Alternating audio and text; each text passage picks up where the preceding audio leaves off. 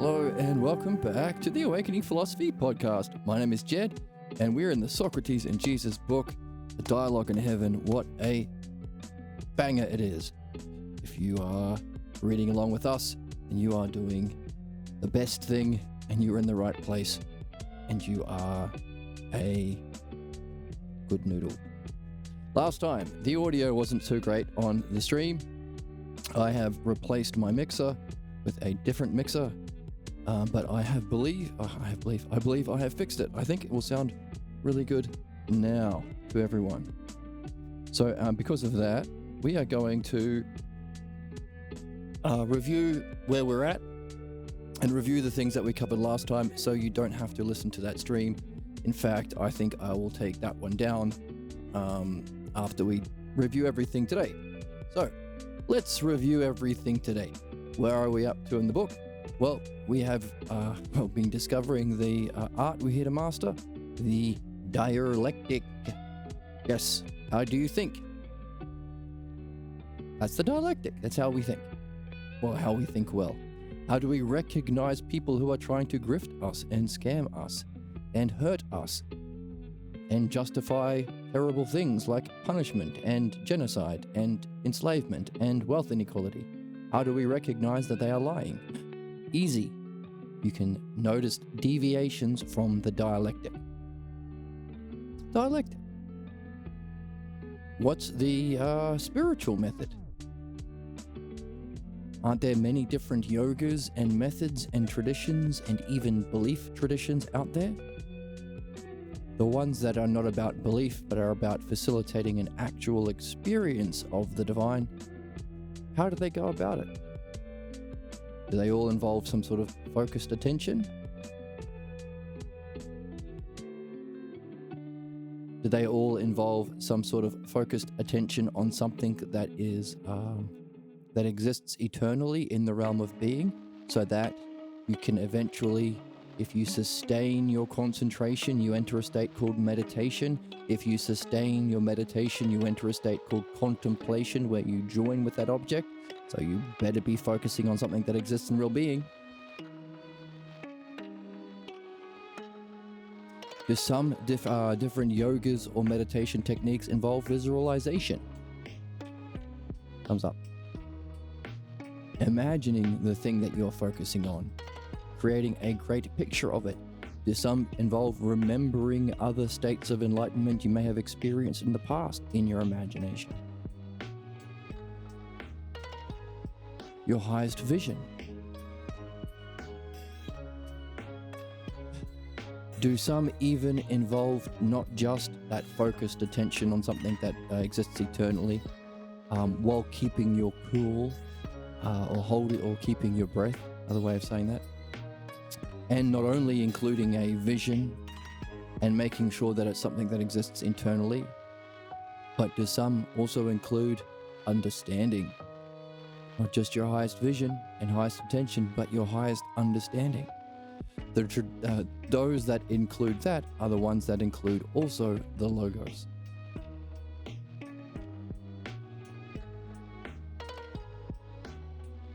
That's the dialect. How do you structure and focus your understanding properly in a way that not only helps you understand a topic, but is also one of the aspects of the spiritual method? Now, I say the spiritual method because you can take bits and pieces of that and leave some things out, and then you've got all the other yogas that exist in the world. We missed question. Having a question about that thing that you are focusing on. Sustained, focused attention on a question, a puzzle, a curiosity. That's a state of mind. You're not engaged in the dialectic. You're not engaged in spirituality to have all your dumb, stupid beliefs confirmed back to you. That's called debate, my friend. That's called manipulation of others through belief or religion, my friend. We're not interested in that because that is the cause of man's problems and suffering. We want to be open to being wrong, open to changing our mind, and open to experiencing greater insights than we have before. Therefore, along with those other qualities we mentioned, throw in having a question. Now, there are some traditions that have a bit of bits and pieces like A koan is a Buddhist question where you are given a question that you can't solve with an answer, so it's going to keep you curious. The problem is, it's a nonsense question. The dialectic, of course, is a question about what you are automatically, naturally most interested in. Humans are interested in two primary things. Their problems, because it sucks to be in a problem, it sucks to be blocked, and number two, balloons. And number two, our excellence, our highest goals. What do we most want, and what do we most want to get rid of? So you don't have to take a piece and ignore that aspect. So that would be meaning. What's most meaningful or significant to a person? So add that quality of spirituality into the mix. And of course, there's one more quality, because if you have the logos or understanding in your spiritual tradition, you can also apply that exact same skill to understanding the distractions and blocks that come up to your meditation, to your spiritual practice. And of course, as the dialectic is something that includes every single one of those qualities, not like a koan that misses meaning, or a Tibetan Buddhist practice that doesn't involve understanding and lets thoughts dissipate like a cloud. The dialectic has all of them, but it's also something you can do at all times, so you don't have to relegate your spiritual practice to when you're sitting on a mat, or sitting on a cushion, or sitting under a waterfall, or checking in at the ashram, or the zendo, or whatever you want to do. It's an all-the-time practice, which of course means it's something that you can learn and nurture into your soul at all times, bringing about a state of internal excellence that we call justice, or being in the zone is what it's more colloquially called. Constantly meditating. I've heard people ask, is there a connection between philosophy or understanding and meditation? Yep. In fact, no, the answer is no, there is no connection. It's the same thing. True philosophy, or Socratic philosophy, is no different from the spiritual method. We can say it's the because it's the archetype, because it has all of the qualities. Focused attention, avoiding distractions by recognizing them because you're applying your highest understanding to something that exists eternally in being, beauty, justice. These are the things we wonder about. With a question in mind. Not just applying our highest vision, but applying our highest understanding from the books, the text that we read, from Socrates or Pierre Carmes. But also being able to, as you focus, take note of the distractions and tangents that sabotage your focus, your dialectic, because you can also apply the dialectic to finding out what was the root cause. What's the false image of yourself that's inconsistent with you having this spiritual goal? If the whole point of joining with the divine is to recognize that yourself is the divine, because that's how you unify with it. It's not like a car you get in, that's a physical thing, occupying the same space and time in the physical world. As it's non-physical or spiritual, it's through likeness or identity. In other words, you become like it and you unify with it. By recognizing that this spiritual, brilliant light of pure being or beauty or justice or sameness, any of the ideas we use the dialectic to understand, is mind itself. They're all aspects of consciousness. They're all aspects of divine light of pure being, which is the mind. In other words, it's you seeing yourself. So in that way, your meditation upgrades to contemplation, where you actually join with your object. Now my microphone stands being a bit funny. Let me just tighten it up. It's drooping. I can't tighten it any further. Just trying to stuff it in. No, I got it. Whoops. Oh yeah. Ruined it. Made it worse. Hang on, I'm gonna pause. So back to the stream. I have taped up my mic stand. I will have to replace that today.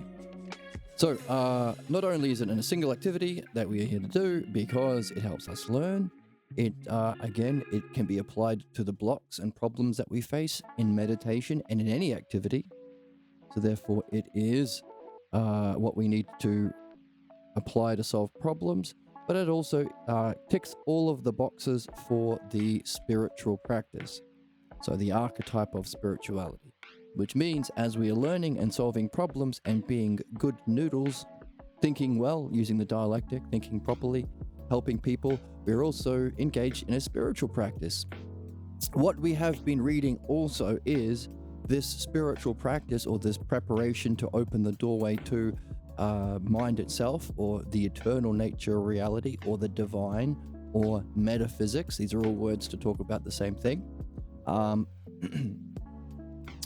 Is also something that applies not just in every moment of your life, but also when you die. When you die, you have the potential, we all experience the brilliant light of being to a degree. And to the degree we've trained to experience and understand it and do that other thing, removing our false beliefs that we identify with, our ego.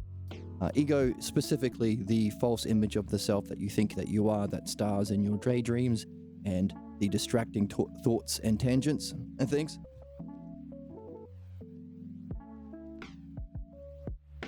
That has an identity with a certain clan belief that you held a fierce, savage allegiance to, in spite of it being the cause of your problems, and you act out that allegiance by threatening or attacking, or threatening through usually punishment, people who are different from that family clan identity.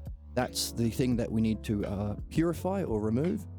And to the degree you haven't done that, and to the degree you haven't understood and prepared for the luminosity experience, to that degree you will not go into it very far, and you'll have a negative reincarnation and a negative quality of being in the person that you are in your next reincarnation.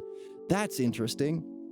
So it not only applies to every moment here, it also applies to the moment of death and your reincarnation.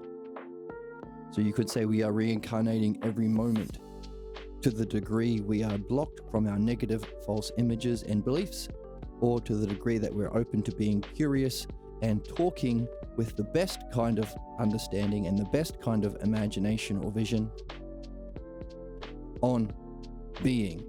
In other words, not getting distracted by insignificant tangents and gossips and, meaningless stuff. To that degree, you can prepare or open yourself up to intelligence itself.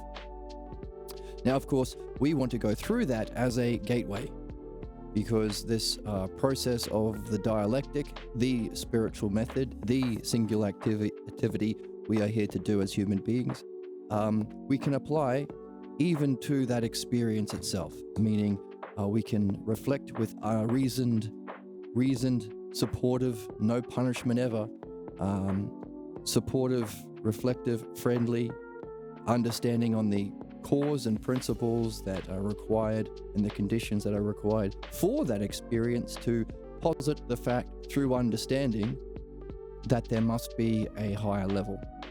Now, I emphasize through understanding because you can't imagine a greater experience. So it's not through experience that you can posit a greater experience, because it's the greatest. It's through understanding you can posit that there must be causes, conditions, and an agent, someone experiencing it. That's the self. So that's what we've been reading so far. And as a result, we need to, that can be hard to remember. We do our best by repeating it as often as we can and summarizing our reading before every podcast. But one way of remembering these aspects and qualities is through mythology.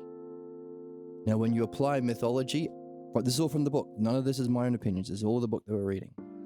It's all the logos. When you apply mythology to remember things, to the soul's development into those higher dimensions, to know the self and ultimate reality, that's theology. Theology is just the personification and mythologizing of metaphysical principles that our soul is moving through. Whether you like it or not, you're in the game. All we do here is open the rule book. Back in the old days, when you bought a video game, it would come with an instruction manual. And it's lots of fun to read, by the way. On the car ride home, till you can plug it into your PlayStation or whatever, you'd be reading the manual.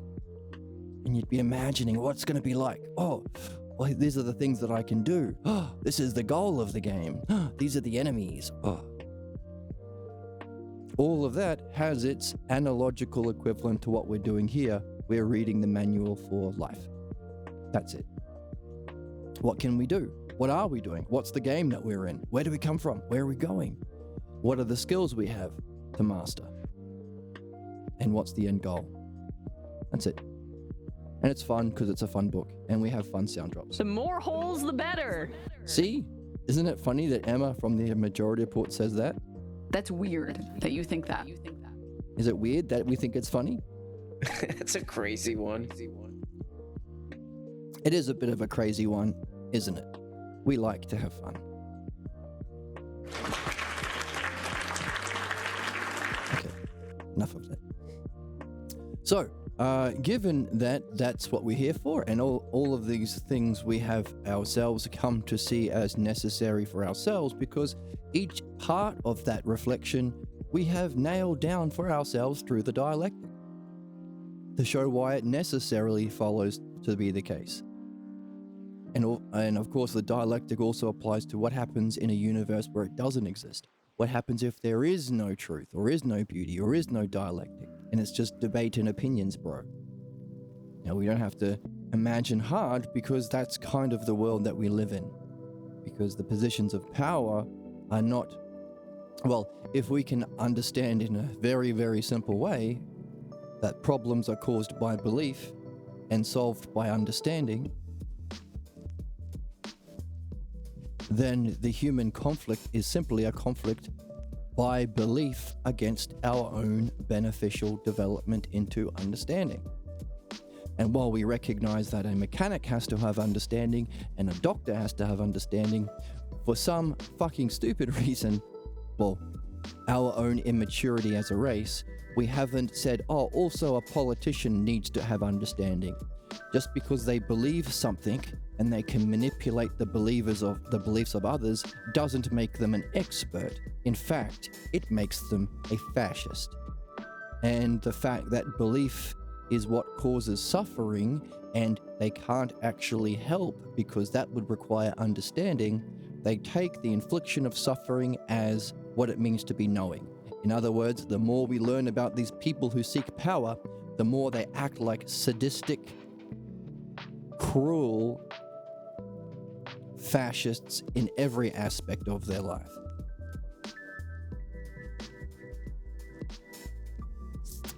And the more that is coming to light about the Epstein files, the more we see that sadistic cruelty towards human beings play out even there too. So, very, very important for us to realize understanding helps and helps us reach our excellence and solves problems. Belief doesn't. In fact, our fierce loyalty to belief makes us sadistic fuckheads that want to hurt human beings because that's the only way that we can feel like we're a knower, imitating the same injustice we suffered. Again, beliefs or understanding. That's it. Beliefs bad, understanding good. And the two professions where you don't have to have understanding, religious authority and political authority, they play out their cruel, sadistic beliefs to the suffering of everyone and the eventual extinction of humankind. So, as true for the individual as it is for the collective. That's analogy. As above, so below. So we can see there's an analogical principle throughout reality, which is important because it's through analogy we can imagine what must be the causes and conditions of a higher level we haven't yet reached by looking at the analogous relationships and what we can see. That's analogy. You know that world that you can't see yet, but you're preparing for? Well, here's how it plays out in things you can see, in your relationships. In the difference between a surgeon who has understanding and someone who does malpractice by pretending to have understanding but just hurts their patients. That person goes to jail. So too, politicians. Well, currently, the politicians are the ones who do all the harm because they are the corrupt ones. They are the ones who are in opposition to understanding and control the media to brainwash people against understanding and shut down the universities and attack the medical authorities, etc., etc., etc. They're at a war with understanding. So what? So, equally so, while we can use this understanding, first spam of the day, go away, spammer. While we can use this understanding to recognize the cause of human problems and solve them, what would be the solution? Well, instead of allowing beliefs, we would demand understanding, like every other fucking profession. And instead of having a society built around siphoning wealth and power into the hands of the most tyrannical, the most sick, we would have a society centered around creating the conditions for dialectic, learning dialectic and applying it to removal of our problems, midwifery. So that would be a just society. So while we can quite easily solve human problems in society, we can also do the same for our individual selves. And just as we can use analogy to express it to others wherever they're at, so I like to use video game analogies a lot, like reading the manual, what we're doing here. Sport analogies, being in the zone, functioning through the dialectic to follow the logos at all times, being in the moment, acting most appropriately for the situation without thinking or planning, effortlessly with the full force of your being, sometimes called the ideal of the samurai. So too can we use analogy to remember everything we've just said. That's theology. The analogy or the creating of stories or myths to represent all of those principles we just said. So in mythology, we have heroes. Heroes represent the ideal people, the people who have followed these principles the best. Gone from zombies to humans, from savages to sages, from cavemen to philosophers. That's what the heroes represent. And so far we have 3 heroes on the table: Hercules, Achilles, and the ideal woman, Penelope. And we have a sage in there as well, who probably fits the conditions of being a hero themselves, Palamedes. Palamedes is one who is able to, while reaching that stage that these heroes reach, is able to confront people where they're at in a way that can help turn them around, to reflect on their problems and the false beliefs and images they are loyal to, that causes their suffering, that is the cause of their injustice, individually and collectively, and also reflect on their highest excellence, what they really want, the true state of self and knowing and understanding. The 2 things we're here to do: remove injustice, remove injustice and perfect justice. Free ourselves from our soul-seeking pseudo-excellence in the imitation of power by hurting people that we have power over: sexists, racists, fascists, Nazis, KKK, ICE, all of those people. Their soul seeks pseudo-excellence, the infliction of their own false beliefs by imitating the parent that crushed them, as a surrogate for knowing, because they don't have understanding, so they can't actually help anything. We need to purify us from that pattern, which is called the pathologos, and seek to awaken to the logos and true excellence. Those are the 2 activities. That's the one purpose, and the art for both is the dialectic.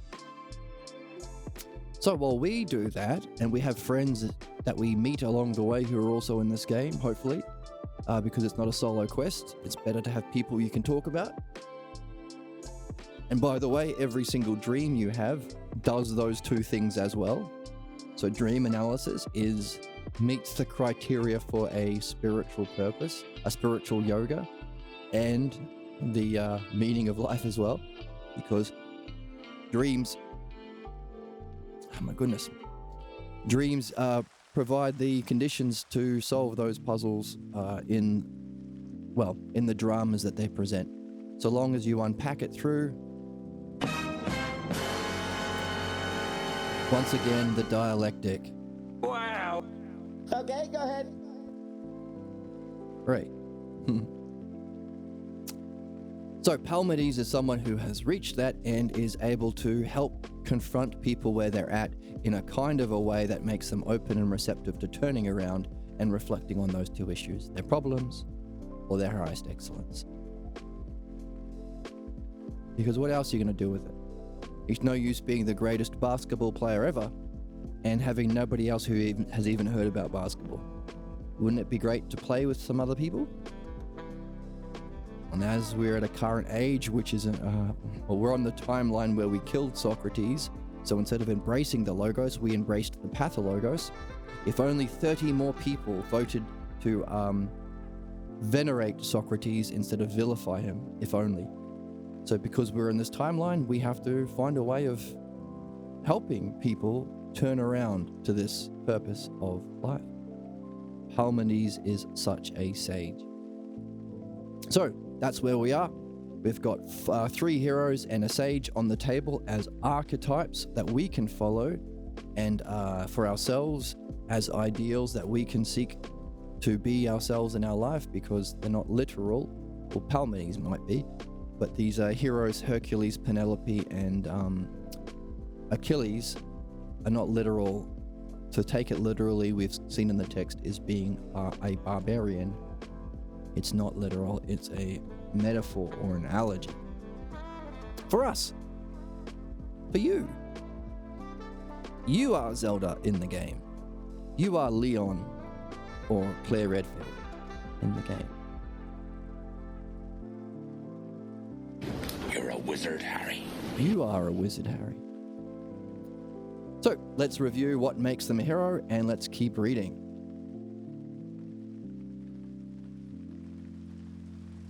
Here we go.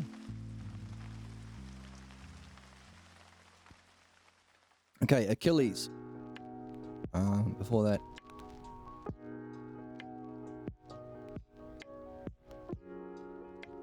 Achilles is someone that is an ideal because he goes through the whole gambit.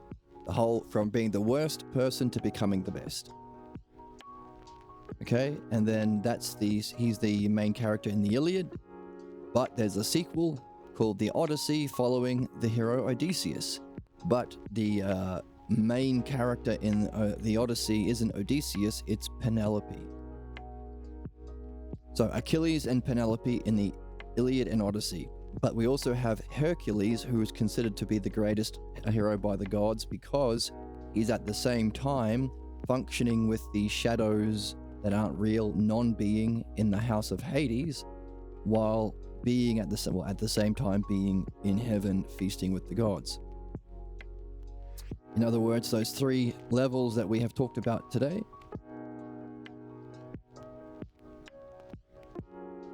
in the physical world of becoming that we perceive through our physical senses, is where we, as we said, we reincarnate to play out the implications of our justice or injustice in our next lives. In other words, hell is not a place metaphysically or spiritually, it's earth. Earth.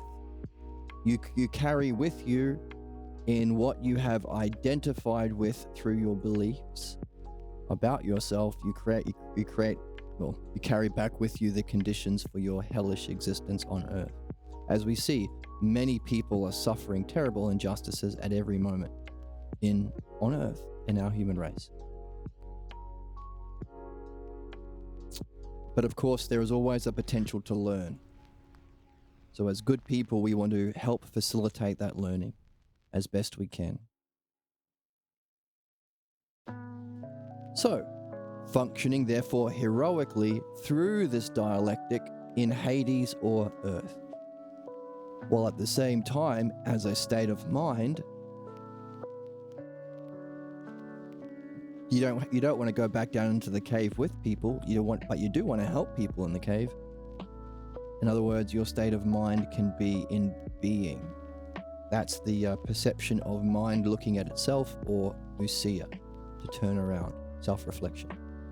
And it's as we've been saying, it's through likeness that we enter the spiritual world. It's not getting into the same place at the same time like getting into a car. That's the physical world where space and time exist.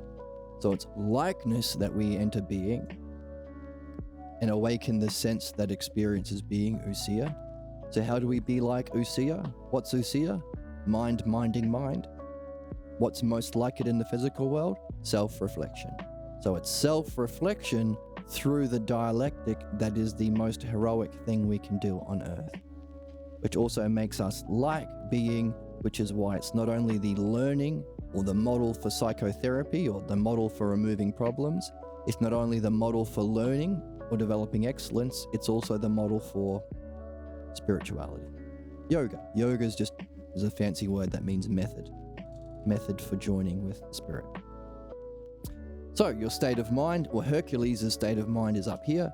His functioning, which is feasting with the gods, because as we said, the gods represent the qualities of being. They are some mythology, it's a metaphor. So his state of mind is feasting with the gods, and his activity is with Hades and dealing with the shadows, that's earth, which means there has to be something aware of itself having a state of mind and having an activity. And as we've been seeing, our job is to purify from identifying with things we have. We are not our beliefs. We are not our family clan identity. We are not our Bugatti and bank account. Those are things we have. Equally so, we don't want to identify with this. This is the problem with Taoists. They experience the brilliant light of being and they think that's myself. And they're kind of right, because it's the shadow of, it's the reflection of self in mind. So the problem is, and Pierre would joke about what a fantastically terrible problem to have. Oh no, I'm experiencing the brilliant light of being. Oh no, I'm in bliss. Oh no, I'm experiencing beauty itself. Why oh no? It's only oh no if you think that it's you. And there are other stories Pierre has told about meeting people who are in this experience, like Jesus, who think, wow, that's it, I've reached the end, I'm the next coming of Jesus. Jesus wouldn't think that. In fact, in the Gospel of Mark, we have Jesus having a brilliant light experience and saying, I'm the next coming of Elijah. So that's the turning point in the drama of Jesus in Mark. And then from up until there, he was talking about understanding. And then afterwards, he became entrenched in his beliefs, which is important because having an enlightenment experience doesn't make you free of problems. And that's the story of Odysseus. Someone who's wise has an experience of this, and maybe even an understanding of it too, but still has their problems. That's why there's two activities you need to do. Achilles addresses his problems to create the conditions for this. Odysseus was already wise, but has to go through the development of surfacing and removing his problems. And if you're familiar with anime, you are very familiar with this archetype. Using Naruto, he has a pervy sage as a guide. Someone who's wise, but still has his problems. And we have Tsunade, someone who's wise, but still has a gambling problem. And there are many tropes of the wise teacher of the main character in anime who's wise, but also has an alcohol problem. So that's Odysseus, someone who has to go back and address his problems too. And the warning of Jesus in the story in the Gospel of Mark, someone who doesn't. So Hercules as someone perhaps recognizing the self because you are not what you have, and having a state of mind in heaven, and having the ideal functioning in the zone through the dialectic on earth, making him the archetype or the ideal hero. And the archetype of Achilles is someone who had to address his problems to move that journey, move upward on that journey. And Odysseus is someone who who is wise but has to address his problems. And the third one, there's four including Odysseus, but Hercules, Achilles, Odysseus, and Penelope. Penelope is the ideal woman because she has to do that, but also she faces other challenges because, she has to deal with men who are stronger and more powerful in the world, especially in where we are right now in a very sexist patriarchy. No different from Socrates' time. Actually, a lot worse back then, but there you go. So women have to create their own conditions for wisdom and purification of their problems, while also saying things like, Penelope, I'm not going to share my bed or life with you until you have both. And so she had many suitors who sought her hand, and including Odysseus, and she had to be cleverer than them. In other words, defeat them without going into battle. How do you be smart? How do you predict what they will do before they even do it? So a kind of hero that reaches the highest expression of self, because she can also deal with the injustices of others without having to take the battlefield. And that includes Odysseus, because Odysseus went on a journey, but when he returned, Penelope set some traps for him to make sure that he wasn't coming back in the same state he left. In other words, he left wise, but he still had his problems, and his journey was a manifestation of the problems that he had faced, or he was carrying with him in his beliefs and images. Only when Odysseus passed the test that he was not only wise, but free of his problems, would Penelope share her life and her bed with him. So a higher standard even for women, or Penelope, the hero that represents the ideal woman in the Odyssey. Isn't that interesting?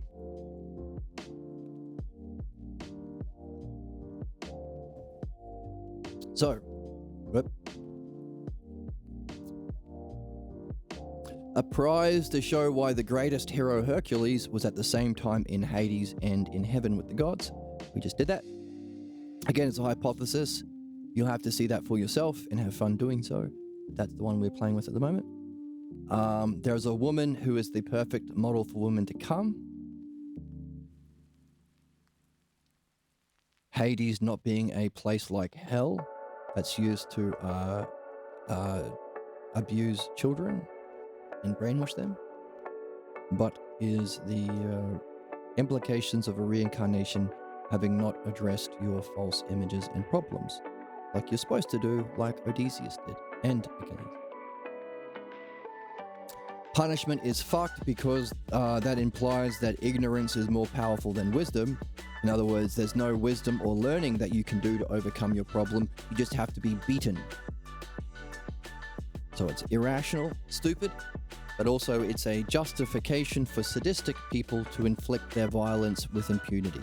I'm not being a sadist like my parents who were sadists to me in any sense, whether it's a boss, petty tyrant under capitalism abusing his workers, whether it be a teacher or a politician or a religious authority, you name it, whether it be expressed in sexuality, or again, finances or political situations or learning situations. Any area, we all seek our highest goal or our highest image of knowing. The difference is whether your image is based on belief, in which it'll be sadism, in which you will look for excuses to punish people as a sadistic surrogate for knowing, or you will be a hero and have overcome those false images from your childhood through systematic self-reflection. That's the dialectic. No punishment involved in the dialectic, in which case you can be free to seek true excellence like Achilles, Hercules, Odysseus, or Penelope. So, there's no ignorance that can stay in the light of wisdom, therefore punishment is fucked. Or as I like to point to, the dog whisperer, Caesar Milan, could help every single dog. He got popular, and there's this British lady called the Dog Nanny who tried to copy his show, but she didn't have the understanding or wisdom, and so sometimes she couldn't help the dog with the dog's problem through wisdom or understanding, and so she would just kill some dogs. Don't be a dog nanny, be a dog whisperer. Recognize all problems, including the worst problems, Achilles, can be solved through the dialect. What the pot punishment does do is bring a particular kind of suffering that dominates the soul, which deprives you of freedom, and you can't therefore use that freedom to discover the roots of your problems, which is what is required for learning. But it also, that's the manual. The manual is, you are a person. You bring with you a false image of yourself that prevented your higher spiritual development, causing you to reincarnate. Your job in the game of being a human is to surface that false image and belief that you identify with. And you can only do that by seeking excellence, and your problems or blocks will come up. The way of removing the problem is to reflect on your problems, blocks, blind spots, to discover the root cause of your problem. That's the false image of yourself. Then you have to address where you learned it. You picked it up in childhood. An imitation is your parents appearing to be wise, so an imitation of enlightenment. But also your soul chose that family and brought with you some kind of nurture of the soul that would cause you to make sense of that situation different from your brothers and sisters. In other words, every problem is unique. And it's only by looking for your problems, by seeking excellence and reflecting on your problems with good people, other dialecticians in the game, that you can free yourself from the problem. That's how you get the gold star at the end of the level of Mario. That's the goal. That's the aim of the game. That's why we're here. Literally, that's why we're here. You'll find in doing that, you'll have to have mastered the dialectic, because that's the activity to remove your problems. And now that you're free of your problems, you've got the art of dialectic in your back pocket and all this freedom in your back pocket, well, in your front pocket. What are you going to do? Put the two pockets together, use the dialectic and that freedom too. Now that you're free of the false, understand and discover the truth. So the dialectic applied to your excellence. So, removal of fake excellence and the reaching of true excellence. The two applications of the dialectic, and that's what it says in the manual. And then you close the manual and you run out and you play. That's what we're doing. So, as we have a glimpse of the shining light of reality, as we die, the brilliant light that people talk about experiencing in near-death experiences and stuff, we descend as a soul to experience the consequences of identifying with the thoughts, images, and experiences that marked your former existence. So what's passed on, can't take your Bugattis with you, but what you can take with you is into your next reincarnation what you have learned and nurtured. So, and the power of that ignorance carries on until they're dissipated. So we play out a shadow of ourselves, and our problems maintain, something keeps our problems together. That's a kind of ousia called non-being. Being is another word for ousia. So, shadows. In other words, the consequences and suffering and for our injustice and the rewards for good deeds are carried into the next world, where we play out what's called shades or shadows in the house of Hades, making Earth what is represented by Hades. Achilles' fatal flaw represents the pathologos, because we can see how your own personal pathologos also ties with your idea of God. Some jabroni comes along and presents an idea of God like your parents, and that's the one you think, well, that religion must be the right one. The thousands of other religions are crazy and they're all wrong, but mine is the right one. And we can also apply the same thing to politics. Trump's an obvious fascist tyrant grifter, killing people, sadistic, and every area of his life is sadistic, we know that, and racist, and so on and so on. It's kind of a caricature of injustice, but if he reflects the kind of injustice American families experience from their own parents, enough people will say, he's like my daddy or mummy. That's my image of wisdom. I'm going to allow him to take over power. Same for Netanyahu and the Jews, same for Putin and the Ruskies, same for Hitler and the Germans. It's all the same. It's a lose-lose. This is represented in the story of Achilles. His own personal pathologos is also tied to his core beliefs about the divine or God, showing us that each soul brings along with it the conditions for its own hell. There is no hell, just its illusion, which is created by each soul as it passes into the next reincarnation. So Achilles believed he was favored by the gods, as we all do. Our family is the best one. Our religion is the best one. My mummy and daddy are the wisest ones. I'm willing to go to a war to kill all the Browns or the non-Jews or the non-Muslims. So Achilles represents this as the worst of that expression.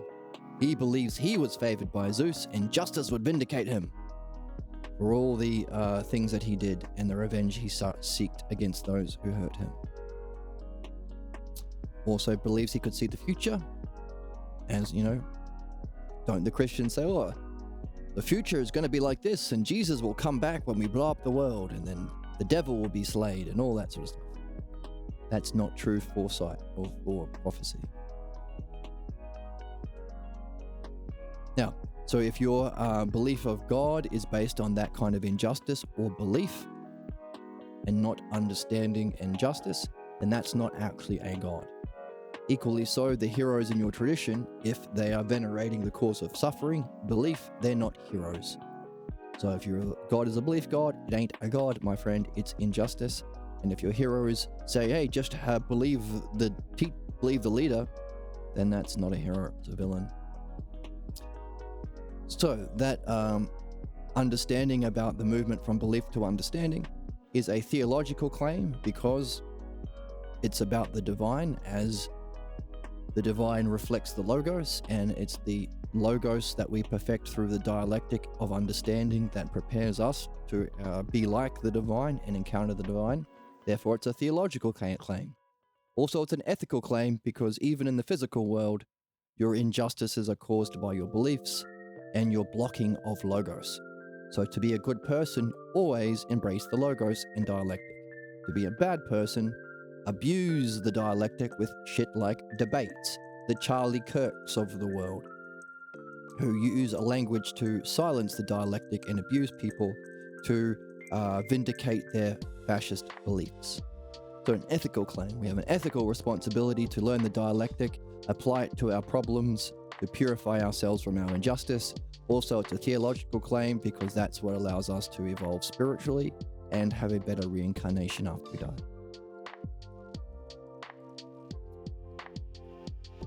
So, Achilles had to solve his problem because before he could function heroically. What about Odysseus? Why is there the Odyssey? And Palamedes helped Socrates see this. So Palamedes is someone who's a sage. We highlight his name and we put it in green. Orange. Palamedes we will learn about later. So, Achilles had to address his pathologos to create the conditions for his heroicness. Whereas in the Odyssey, we see the role of Penelope, the wife of Odysseus. Again, all of these are just reflecting the principles of true philosophy. What you might call perennial philosophy, because it's just one, the parent, or Socratic, to distinguish it from modern philosophy, which is from Aristotle, or even Plato, which doesn't quite reach Socrates.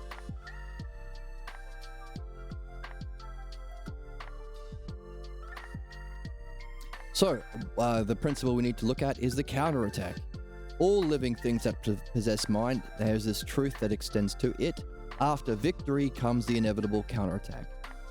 With the victory comes a new self-image. If you're able to improve and see yourself as more closely yourself, then the old image you identify with will be butthurt. So the new image contrasts with the old one. And of course the goal is to be imageless because the self is beyond images. Freedom, clarity, purity. Ugh.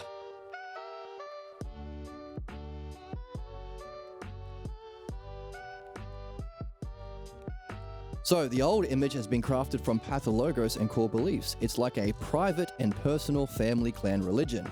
The power it possesses is so immense to survive even human death and carry on in the house of Hades, your reincarnation.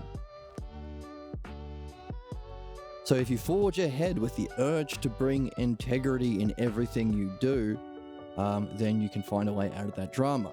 As Odysseus entered Ithaca, and the drama played out, it is possible to see his mode of being is different from his past.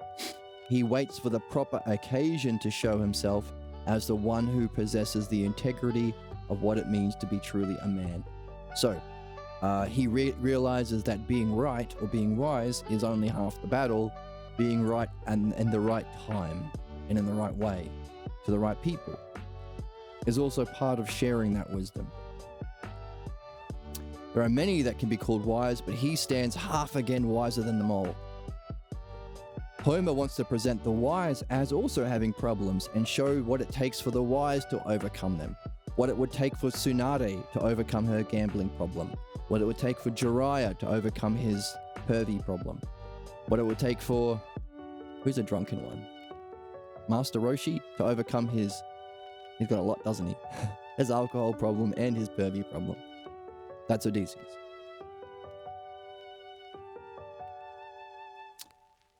And you can see these archetypes through Eastern spiritual literature too.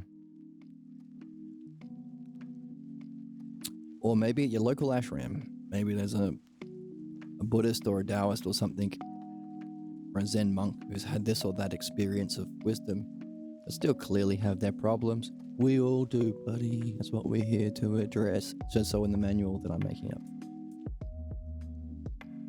So, why? See, Jesus said, how can you share your insights with me? Because we know it as the dialectic. But as what Socrates says, we can take steps.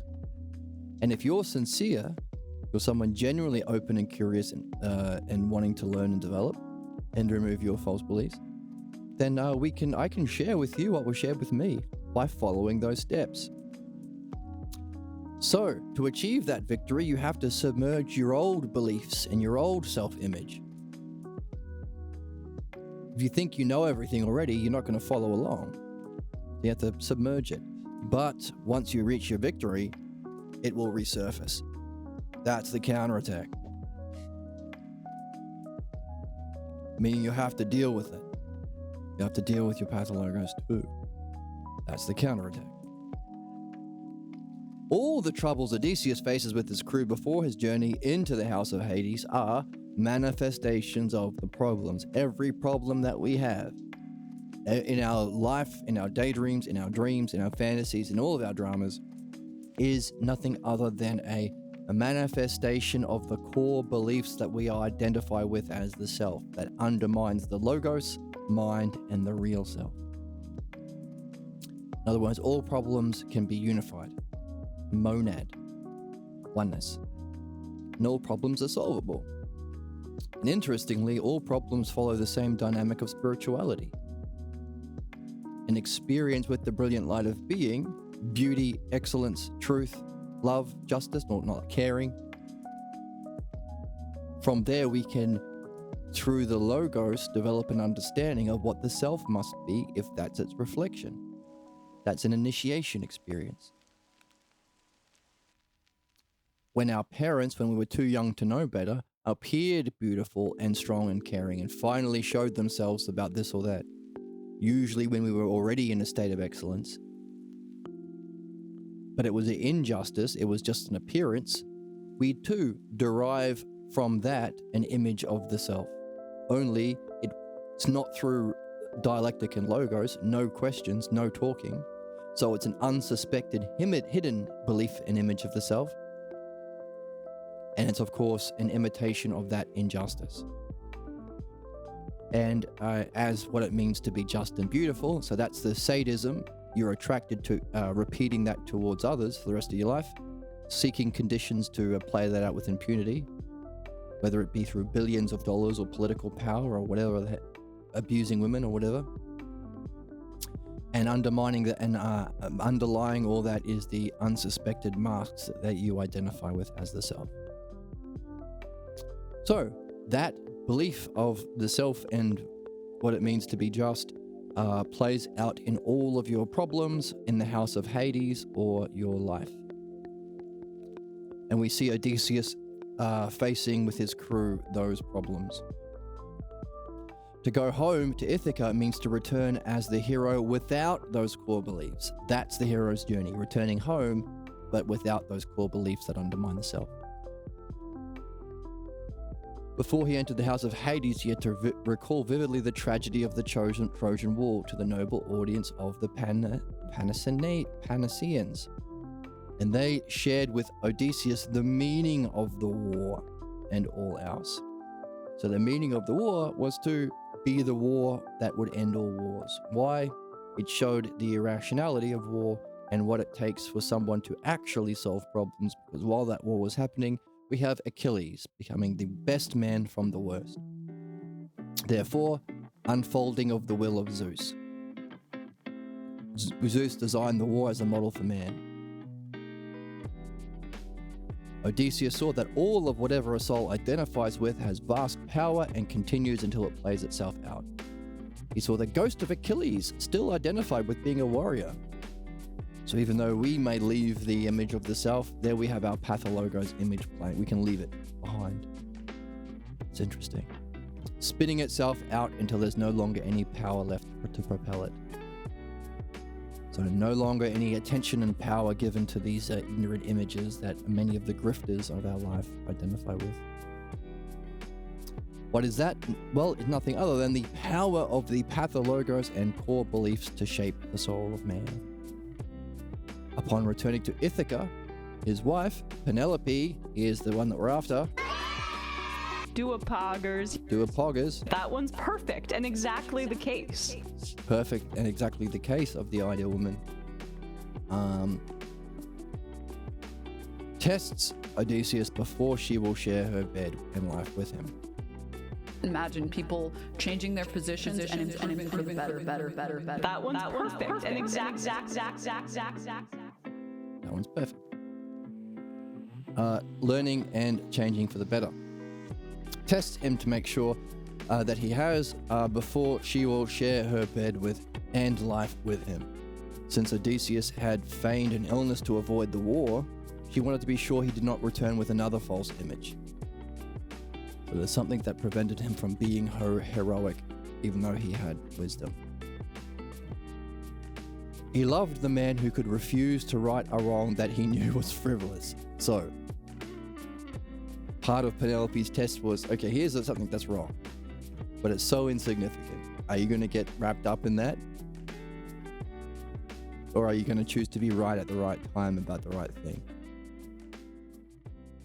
So she tested him and he grew in stature. Her strategies overcame the number and power of the ill-fated suitors, what we might call, I don't know, simps, maybe? She is heroic without entering the battle. So a higher standard even for women. Again, men have the muscles and do the fighting and the punching as a way of seeing play out their heroic nature and their ability to be in that state of justice, as Socrates did in the battlefield. Women have to deal with all that and be heroic without entering the battle itself. So she presents a new image of a hero that reaches furthermost into life's struggle to be oneself. So can you be oneself and also deal with all of the haters and all the counterattacks and all the people who love you because of how much you are yourself, but still carry with them their problems and are looking for opportunities to play that Noah role, or beat you up or put you down or make you feel unsafe or any of that shit? Can you see that before it plays out and even be a model and help? I think in the book she helped other women learn. She was a teacher for all the other women, saying, hey, I've been to Hades. These are all of the negative images that play out in men and how they present themselves as being wise, but they still have their pathologos belief. Here is what you need to do to avoid them so you don't get tangled up in their terrible web. And let's not mention the Epstein files again. So, a higher standard and a higher model or new model for a hero that reaches furthermost in one's life's struggle to be oneself. She used her mind creatively to overcome seemingly impossible odds and difficulties. In her, we see the feminine Hercules.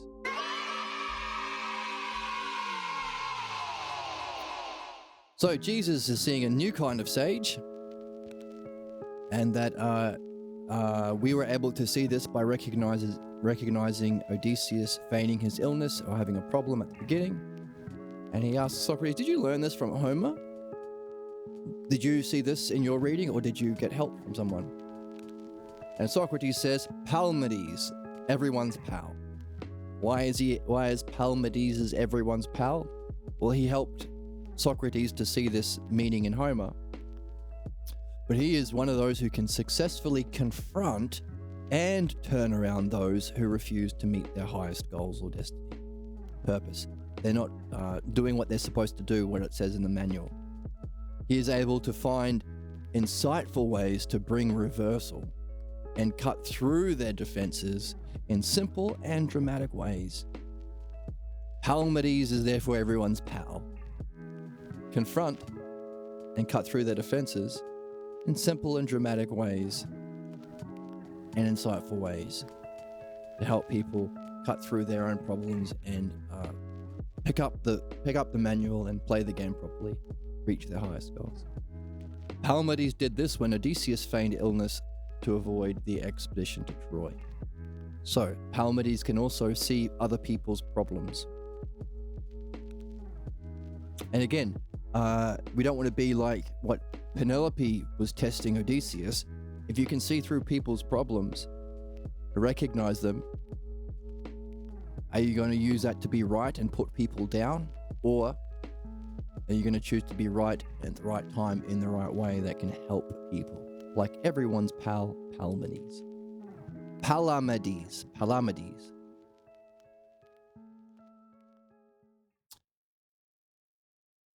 So, no small feat. And then I make a joke about how I also have big feet. And then I say, you know what that means. Talking about a bunch of slop. Please end kink shaming on your show. Sorry, yes, I will end kink shaming by saying that joke was stopped. Here we go. So, no small feat. This art is needed in many places and by many people, yes. As this is what we're all doing, everyone starts zombie or becomes a zombie from childhood, plays out that injustice, seeks opportunities to inflict it on others, will suffer it themselves and even worse in the next incarnation. And if we don't recognize that this is the most fundamental principle and nature of humankind, we will allow those worst people to become leaders of religion and politics, and they will play out their ignorance and injustice to the extinction of life itself. Therefore, an art needed by many people in many places, so we can, do good and live in a better world. Turn that Hades into heaven as well. How about that? And of course, we have seen earlier in the text that mankind does, in the same way we can turn around from our pathologos beliefs and reach our destiny or excellence through the logos, so too can mankind. And we have to look back to find that.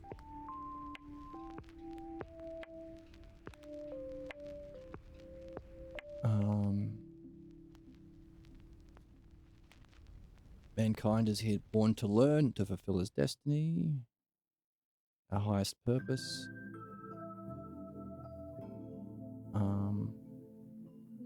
It's our early learning experiences, learning events that we come to a false idea of justice, that we feel justifies our false way of being.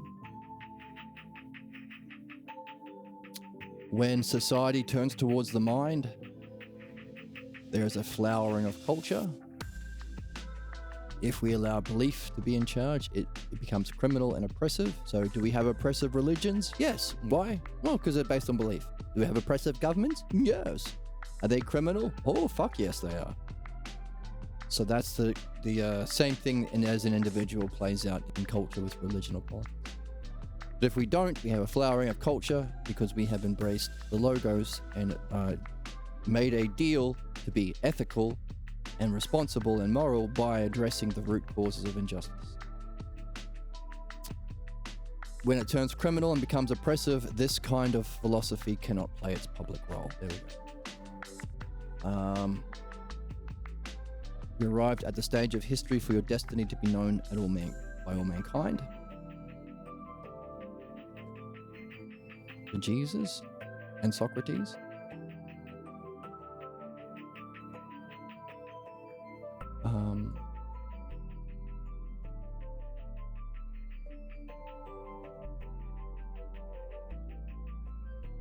But we are looking for... Paul wants everyone to become Pauline Jews, right? He wants to bring together the circumcised and the non-circumcised in the spirit. That's what Paul... So most modern Christians only quote Paul, the letters of Paul, because he's all about belief. And that's, of course, how tyrants want to can oppress people through belief. The modern Christians are Pauline Jews. We're looking for destiny of mankind. Humanity, maybe? Humanity?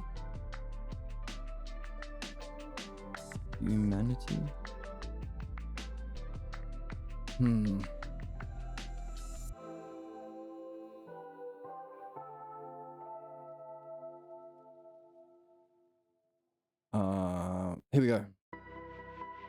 We are a race that is here to fulfill its destiny. The end is everywhere present. To know thyself is to realize the nature of reality is divine. Or as Hercules would say, have your state of mind in heaven. Our task is complicated because we seek other goals, because we have other loyalties. The problems we have because we return again and again to loyalties other than that sacred goal. We don't read the manual and say, your goal is to become the Zelda, or to become the new chosen one, or keeper of the flame, or to defeat Umbrella, right? Our goal is this one, to know thyself. Like Hercules or Penelope. But we... Okay. We're looking for the purpose of our race.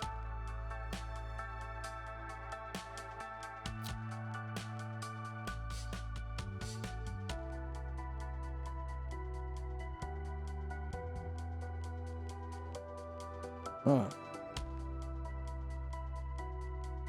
There is a section, if I can find out what...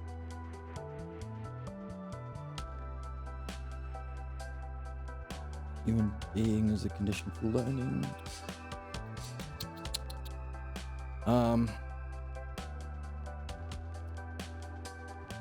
The human...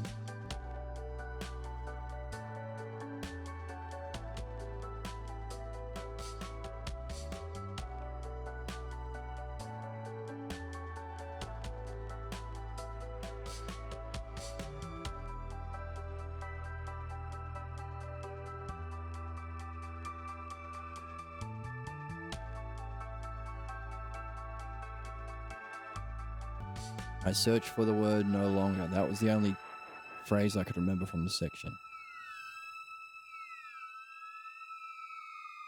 Here we go.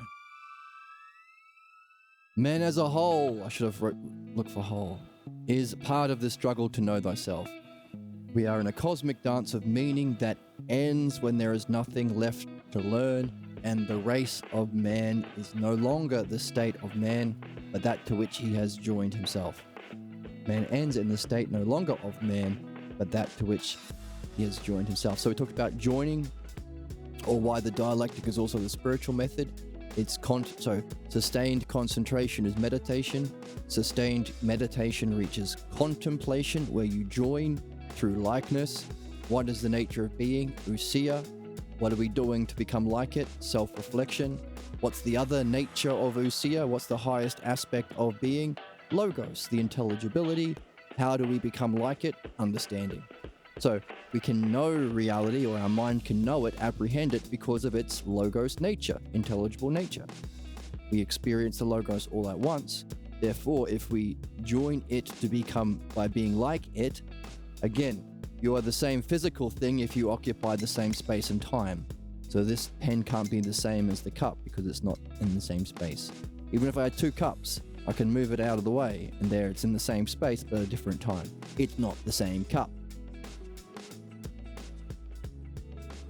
Mind doesn't have that limitation, which is why you can know everything all at once. Physically, my hand can only connect with this part if I do this, but that part can't connect with this part. These physical limitations aren't present in mind or being. That's ousia. So through likeness we join. What's the primary nature of being? Ousia, or self-contained or self-reflecting. And what's the highest aspect? Logos. So how do we be like it? Self-reflection through the logos. That's the dialectic. Therefore, this single activity we read in the handbook we're here to do, that solves problems and reaches our excellence, also is a spiritual game because it is a likeness to the spirit that we can join.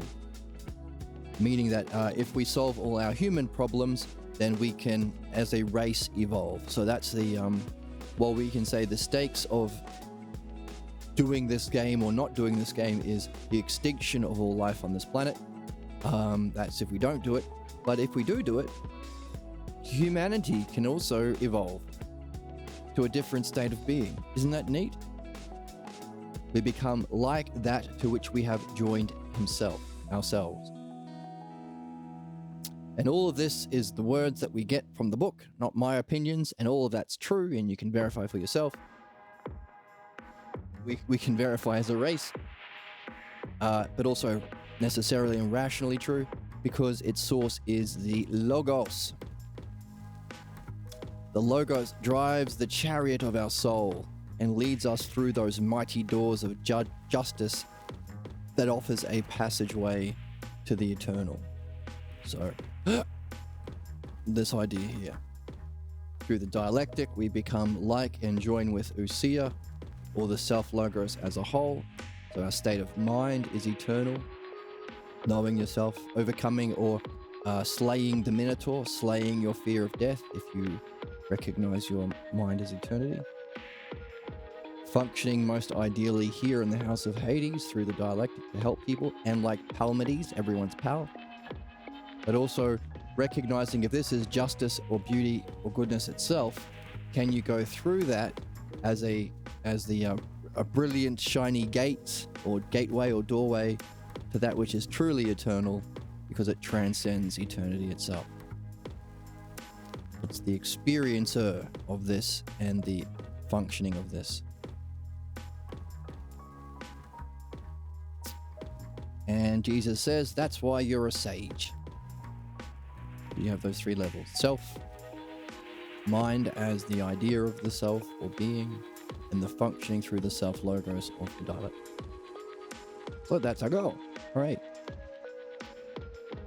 Now,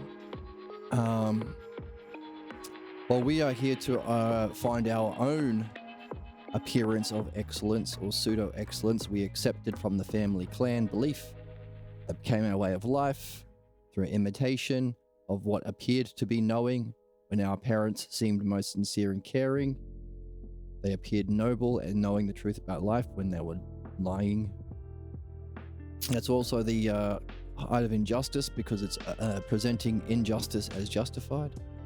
Your way of being is forbidden because they had to do it when you were stepping out of those boundaries, and they would mock you. It becomes taboo, and the state of mind and way of being are also forbidden because your way of being was beautiful and natural and had a sense of freedom to it. And that's unsettling to the family way of being. So you could see with Penelope, while they might be attracted to her beautiful participation in logos, most authentically and beautifully and freely being herself, they actually are motivated by a desire to fucking crush that, to be a good, loyal knower like their parents. Think about it.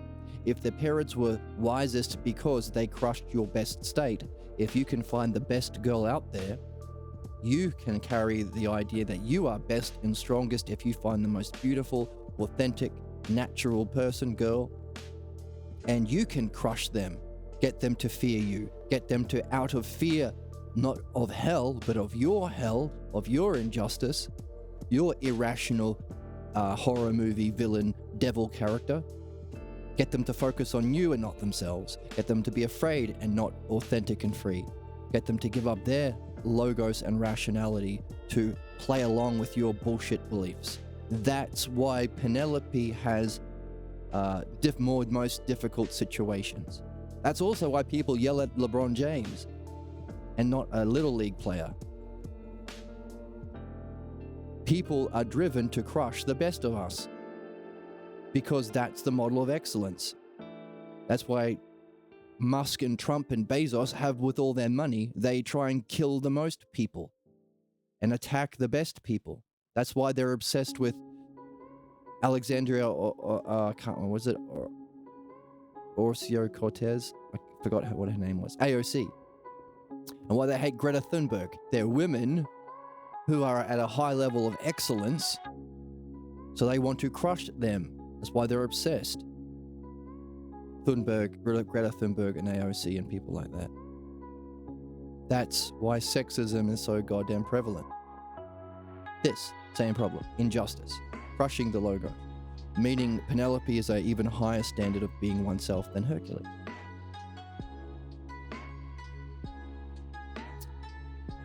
But as we are here to address our own false identification and loyalty that blocks us, that we again pick up in childhood, but we chose as a soul, our humanity itself has its job to address all of those clan beliefs. In other words, true justice would be seeking the cause and conditions of your problem. That's your own false belief and blind spot. But also to find the conditions, because if we can address the conditions through which these sadistic beliefs come to life, we can address all of the conditions for injustice as a race. That's a true justice. That would be a legal system, a just one. That would be a rational species. Just as if a child in geometry made a mistake on a geometrical equation, you don't kill them or throw them in a cage or fine them or threaten them with hell or punish them. You find what did he miss the mark on, and what were the conditions for him not seeing the principle that you explained earlier in the lesson. He was distracted because there's some kid yelling behind him. Well then, make sure the kid's not yelling anymore. In other words, address the conditions for the ignorance to come to birth. If we do that, then we can address all of the family clan conditions that give rise to all of the beliefs for allowing humanity to evolve. Okay, we see this going on when flocks of people to go to see excellence unfold in front of them, whether it be seeing LeBron James or tuning into someone like AOC or Greta Thunberg or some other female content creator where you can watch them be themselves.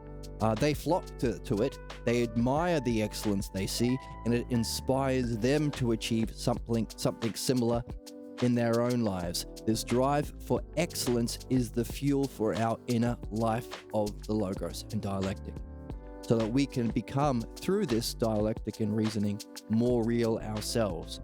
Equally so, we talked about if we don't also address our desire of pseudo-excellence, tyrannical belief, clan identity, you'll flock to those people and want to crush them. Therefore, Penelope has to be the ideal woman, because she is most rational and most herself, causing all of these flies is a bad analogy, all of these butterflies flocking to her light, moths flocking to her light. Some of them are like Odysseus and want to be inspired to reach excellence.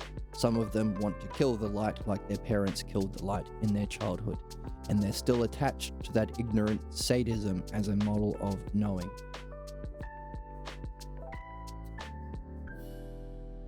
So,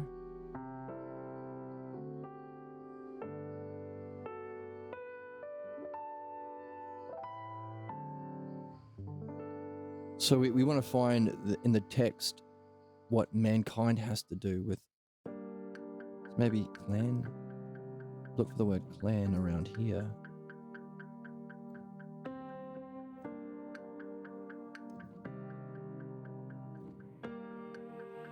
Identify. with the values of the family clan.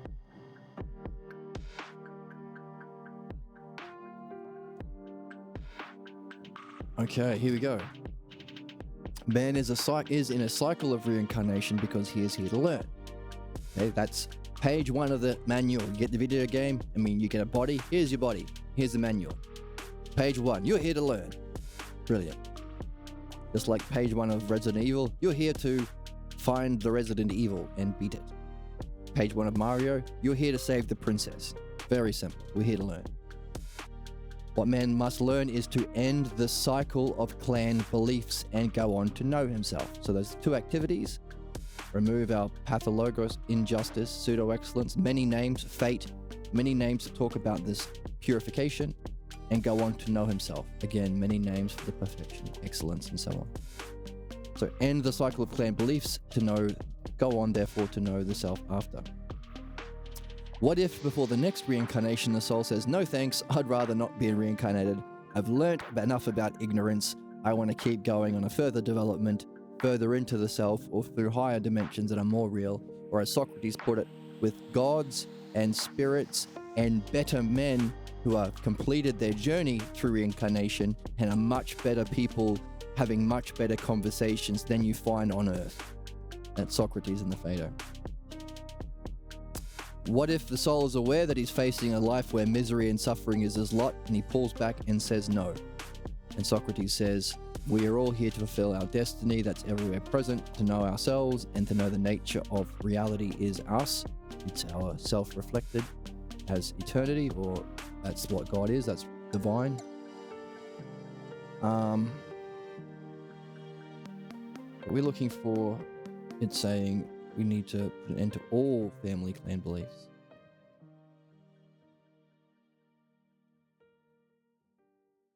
Maybe that was it. Irrational family clan beliefs to humanness is the bridge we have to walk. The rational spiritual trust, I would say, in the promise of your enlightenment leads you to the dialectic.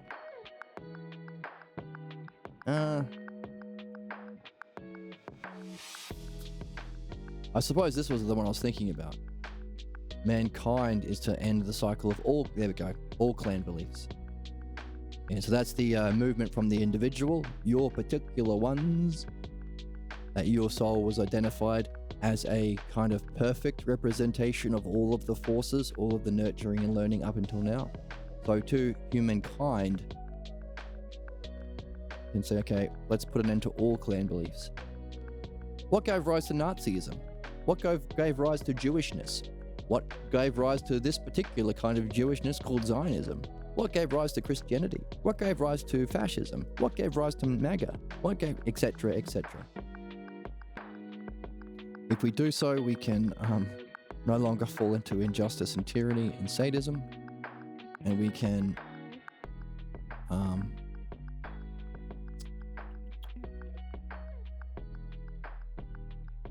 here's an interesting one. To the degree you're able to endure that divine luminosity upon death or in meditation, to that degree, contemplation, to that degree there is a corresponding profound depth or shallowness in your being. What you encounter in that encounter you realize the thing that blocked you from a more profound experience was your own fear that the self would be extinguished, but actually it was the false self. In that awesome and powerful presence of divine luminosity. So again, you have to not just understand that it's a necessary element of reality and it's your own consciousness, and it brings with you a greater depth of being. The more that you can participate in intelligence, the more intelligent you can be. The more you can participate in goodness, the more good you can be. But also you have to be getting rid of that false image of the self, because in that divine, intense encounter, you might feel like I'm going to die or I'm going to lose myself. But actually, it's not the self that you're losing, it's the cause of your problems you're losing due to false beliefs, due to family clan identification and loyalty. So, need to be doing both. And if we do that, our whole race can end when we evolve into a state no longer of man, but that to which we have joined ourselves. So, as true for the individual as for the collective. And it's those principles that we can unify together in one image of Achilles. Going from the worst problems, from the worst kind of family clan beliefs to the best kind of excellence. Hercules as the ideal, being the self, functioning his state of being or state of mind in being, while his functioning most ideally through the dialectic.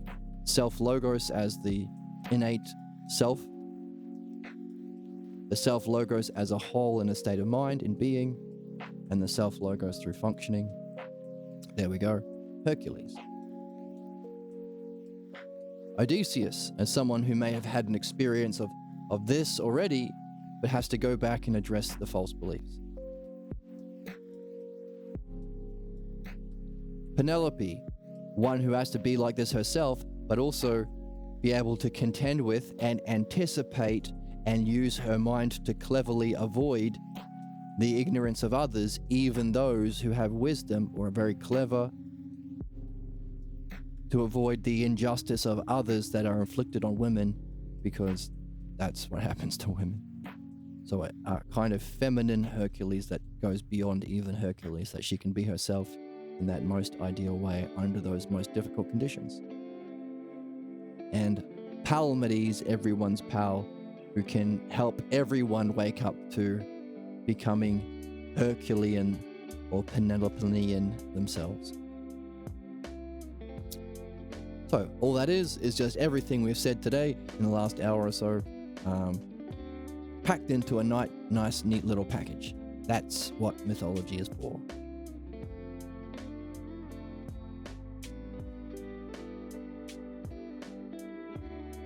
So that's where we are. Feminine Hercules. And Palamedes, who can turn people around, confront them in a clever way. Art needed by many people. And then Jesus says, okay, because you've given me all this, I'm going to share with you what we have found in the Gnostic Gospels. Those are the books written about Jesus. Because everyone has, there's a bunch of people that wrote about Jesus. Everyone has their own pathologos problem that will cause their false interpretation. Paul's being probably the worst. And their own level of understanding and insight into being and self. So they're all going to be different. And of course, the church buried a whole bunch of ones that were least consistent with their tyranny through belief, but we found them in the 60s in Egypt. And Socrates says, yeah, Egypt will be the place where lots of treasures are found. Because this Egyptian tradition also, before the Hellenics developed their Socratic philosophy or the Logos, the Egyptians had it long before them. So the Egyptians had an understanding of the Logos in an ancient way before the Hellenes. And the Hellenes crumbled under the cruel forces of history. And we talked about 529 AD when Emperor Justinian decided to institutionalize Christianity and had to murder all the philosophers and burn all the libraries and shut down the academy, beginning the Dark Ages where everything went to shit. And that's the tradition we're in currently. The Roman and Christian belief-based tradition in opposition to the Hellenic golden age of logos and understanding.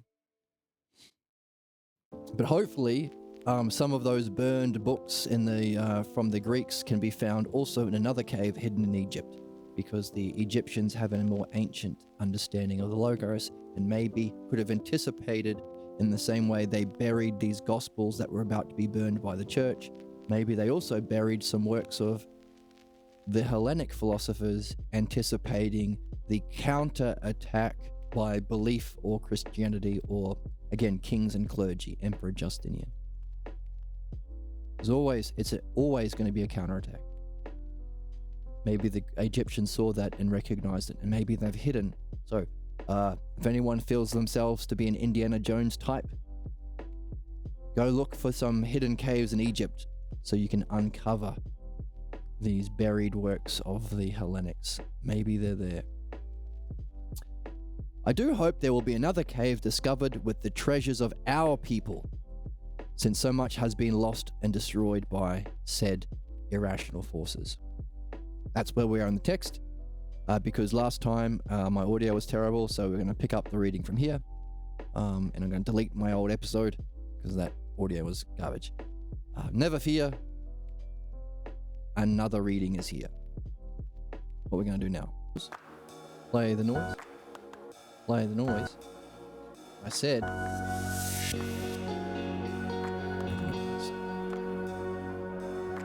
The primary purpose of pools is not to murder. It is for enjoyment and cooling off. Right, as we learned from Emma Vigeland from the Majority Report, the purpose of pools is not to murder, but to cool off. The purpose of this stream is to read the book that bangs the most. To get rid of the root causes of murder, funnily enough, and to cool off our spirit in the excellence of the logos. There you go. Made it work. That's where you live, in the weirdo pool. Hey, cool. All right, we're winning today. So here we are.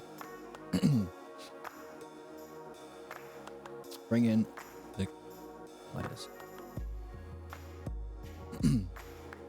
Jesus. Well, let's go back to Palamedes. Palamedes was the one who can successfully confront and turn around those who refuse to meet their destiny. Like Odysseus. He is able to find insightful ways to bring a reversal by cutting through their defenses in simple and dramatic ways.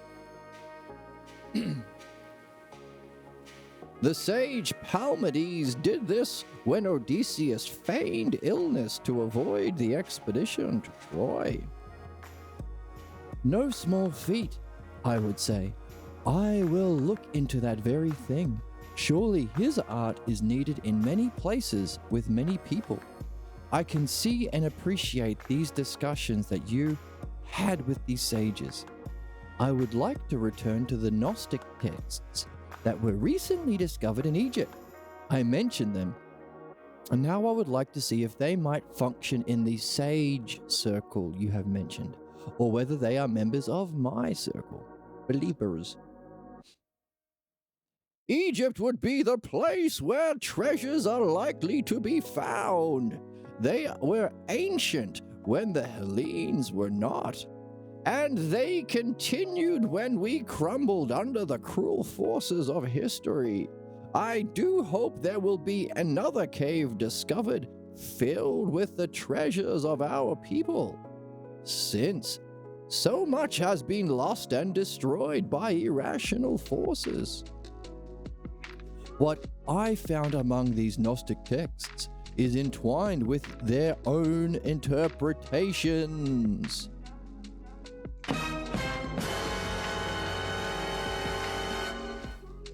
Remember, interpretations are what we project from our beliefs that we carry with ourselves. So the same thing that we project into this lifetime, the conditions for our own hell, we also project onto reality. And what we read, especially if it's a text like this that reflects the logos, that's interpretation, projecting what's not there and also being blind to what is, leaving out what is there.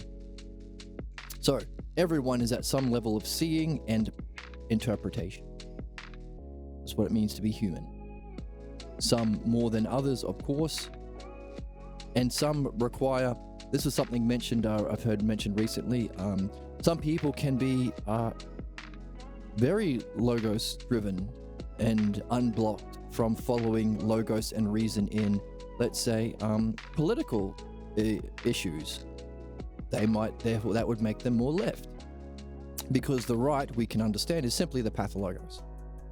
Right-wingers and people who say I'm on the right are just pathologos party members. And just like Penelope, there are a lot of women realizing this and they won't date right-wingers. So famously, the sexist fucking tyrannical freaks on the right, that's a bit hard. They're not freaks. They're just more entrenched in their pathologos beliefs and ignorance. Are complaining that women won't date them if they put I'm a right-winger or I'm a Trump supporter on their dating profile. And they, instead of reflecting on themselves and what their problems are, they blame women. So, much like Penelope, women are waking up to the fact that they need to outsmart the ignorance of men. Now, there are many people who are not like that and are unblocked from the logos and can be left-wing and try to approach human problems with understanding and reason. But as they are still a human being, their pathologos still has to surface somewhere. So while they might be unblocked from reasoning and political events, their pathologos will have to manifest somewhere, maybe a health issue. Or maybe in their relationships. For instance, some people are saying, pointing out that there is a misogyny problem within leftist circles. In other words, humans who are otherwise unblocked from logosing a great, we don't want to say completely, but following reason and employing understanding a lot in political issues, their pathologos beliefs may surface in a more acceptable way in their circle, sexism. Which is why fascists always give a group where it's okay to be your tyrant towards.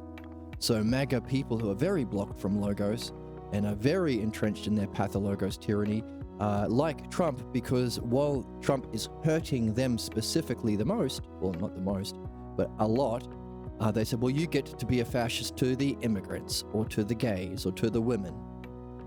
That kind of shit. Classism.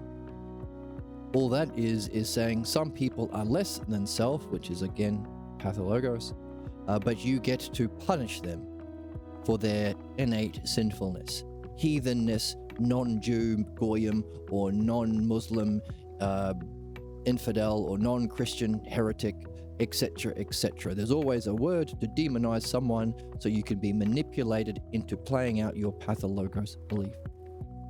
And women are one such group demonized and subjugated. Therefore, the need for Penelope-like heroes. And the cause for, sexism within the left. It has to, and again, it's not a blame game. It has to surface somewhere. The game is to surface your pathologos. That's why we're here. Literally, that's it. Now, in surfacing it, you also learn the logos, which you can then apply to knowing the self. So there's that second part. But the most important reason for you being alive is surface your pathologos. Make mistakes.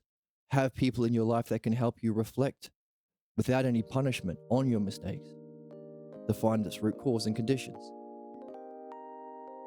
Just as in the left, they reflect on mistakes in government to find the root causes and conditions, and instead of bombing everyone, they try to address the preconditions and causes and apply universal principles, so no hypocrisy or contradictions, to solving government problems. Same thing, only people problems. So the left need to be left about what's left. That's very good of me.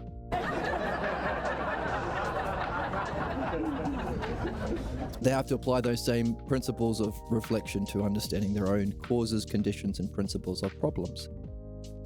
In other words, addressing misogyny and sexism. So, but we have someone who can help facilitate that, Penelope, the ideal woman. All right, so interpretations. So our blind spots or our projections is another way of talking about interpretations. Everyone is doing interpretations of the Hebrew Bible, says Jesus. However, some of these interpretations reflect an ongoing problem that is best to set out. The problem is to understand the impact of Hellenic thought upon these Gnostic authors. In other words, they sought a way to Hellenize, understanding arise, logos arise, Judaism, belief, pathologos. And now, I've wondered about this, why not just dump the old? And that may have been naive of me because most people have to learn incrementally. It doesn't take a special kind of person to just say, okay, yeah, I grew up Catholic, fuck Catholic then. If it's wrong, I don't care. Oh, my parents were wrong, their whole way of life was wrong. Okay, I don't give a shit. I know it's not loving to lie to them. It's more loving to tell the truth and help them reflect on their own injustice. It's going to cause their suffering in their life and in their reincarnation. I don't want them going to real hell. So yeah, I'm not going to pretend they know shit or their life wasn't a lie. Fuck them. Fuck their ignorance, I mean. But not everyone does that.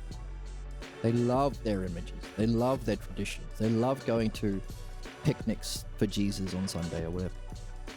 Therefore, it can be beneficial to meet people where they're at and make small incremental movements towards understanding.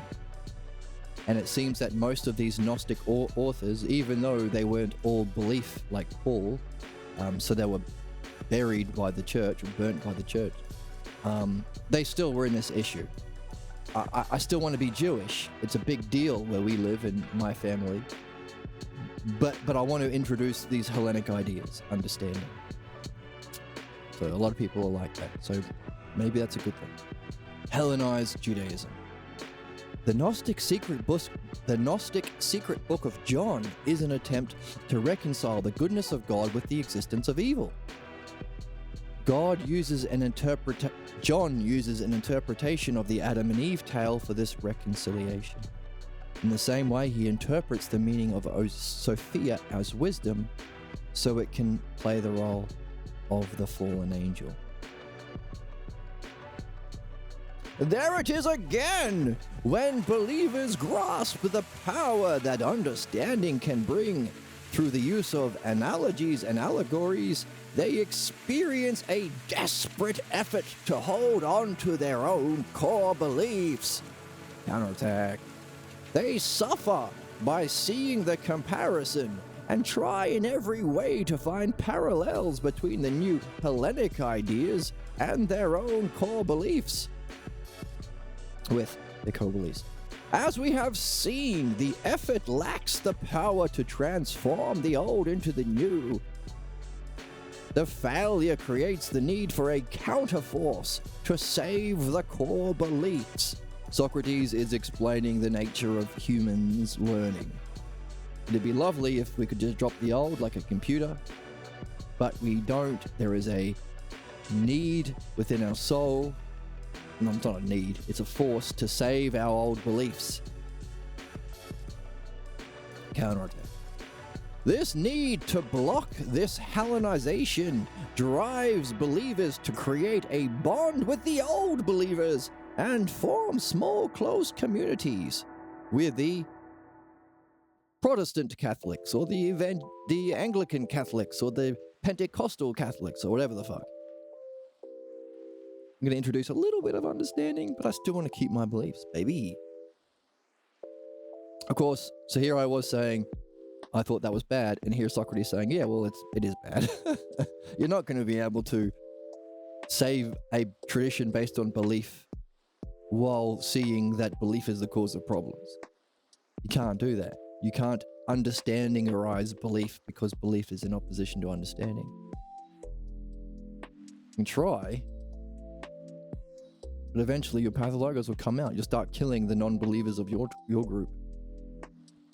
But there you go. It's a need to block Hellenization. It drives believers to create a bond with old believers and form small, closed communities. However, when they do accept the challenge to reformulate the old in terms of the emerging logos, it changes the character and vision of their believers to an awakening community without the walls of closed-minded beliefs. So, well, maybe that's the other side of it. Maybe this is the, if they do try and add the logos as it emerges in their life, their character and vision will change, and maybe they will bring down all the walls of beliefs. Maybe they will turn around eventually.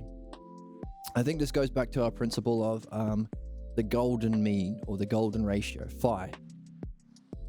I am watching Fire Force and they talk about pi. Pi is an irrational number. It's a number that continues. In other words, it can't be expressed with integers. It's like a forever number. 3.14, blah, blah, blah, blah, blah, blah. Another such irrational number is phi, which is the golden ratio, which represents this, what we see on the board here. A is to B as B is to A plus B.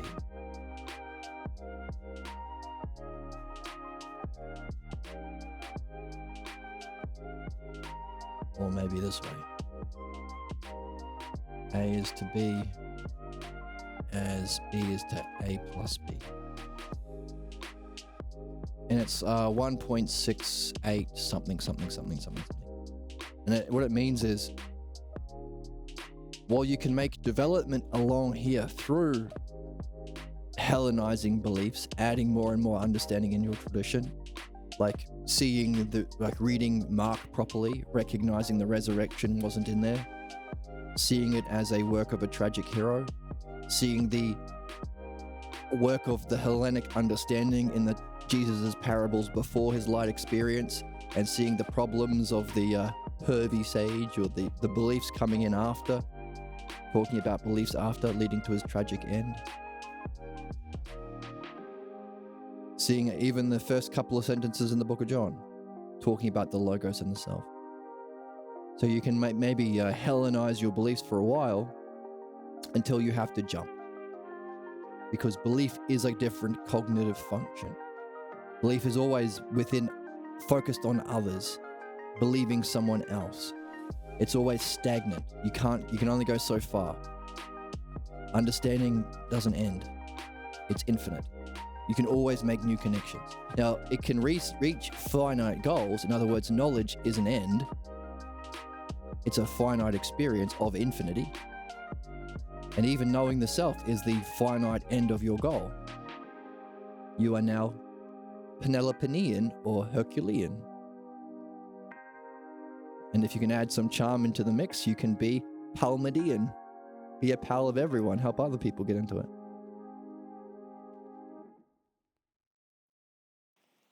That's understanding. You have to jump.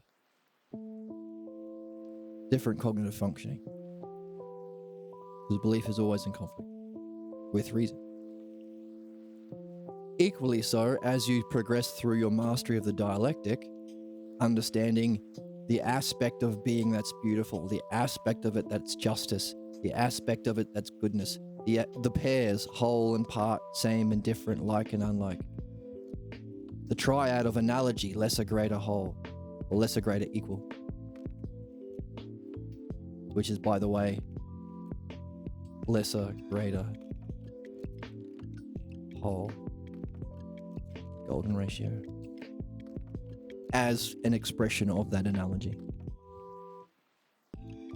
But eventually your understanding or meditation, focus understanding with a question on aspects of being,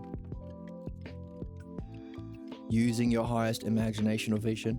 But what makes this the archetype is it has the thing that all other spiritual traditions lack. You also use your highest understanding, the logos, and the highest structure of understanding, the dialectic. That's why it's the archetype. It has all of the elements of spiritual meditation at once. And it's also the thing you can do at all times. Pierre Grimes did an interview the year before he died with John Vervaeke, and he asked the question. It's a fantastic interview. Oh, it's beautiful. It's so interesting, and the dynamics, because they're talking with someone who's mastered the logos, but they don't recognize, well, one person a little bit more than others. They don't know this.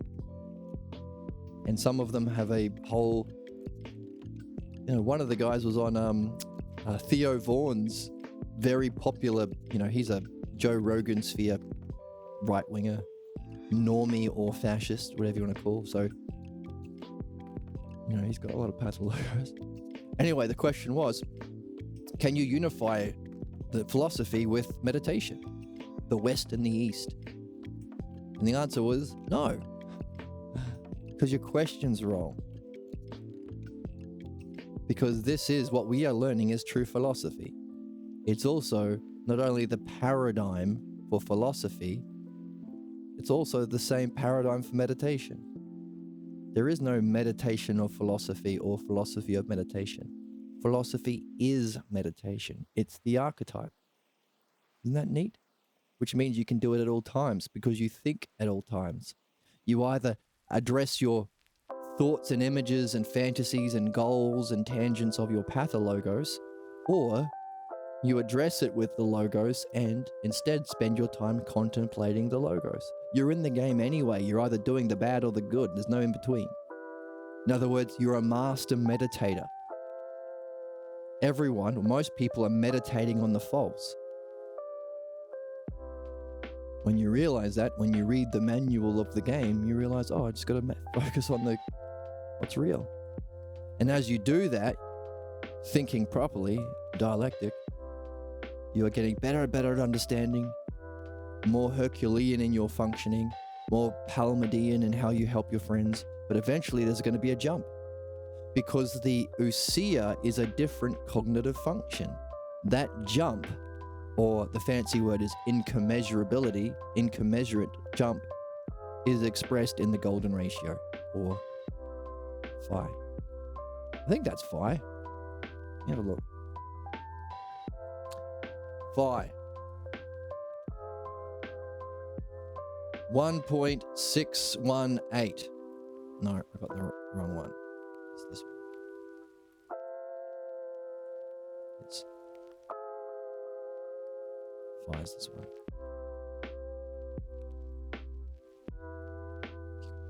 Like that. Circle with a line through it.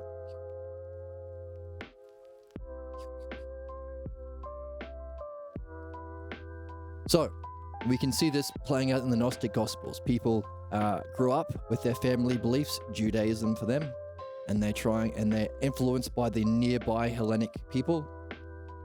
They try and put in some understanding, and of course, because belief is in opposition, it's not really going to work. But maybe they'll make some incremental progresses. I mean, it doesn't really work. Like, okay, as we see that slavery is bad, the Christians have to ignore the parts of the book that say slavery is bad. As we understand that females are human and are just as potentially sage-like, but maybe even better because they have greater difficulties to overcome. And they have to ignore all the sexist shit in the Bible. As we realize punishment is actually terrible and bad and unjust always. They have to ignore all God smiting and smoting and smitting all of the people that he didn't like. As we realize that human sacrifice is bad, we have to, ignore the root of the Abrahamic traditions, the root analogy. As Abraham was told to kill his son by God, so too must you kill people and kill your loved ones and kill what's most important to be a believer. Eventually, you're going to have to leave everything behind. In other words, eventually you're going to have to make a jump.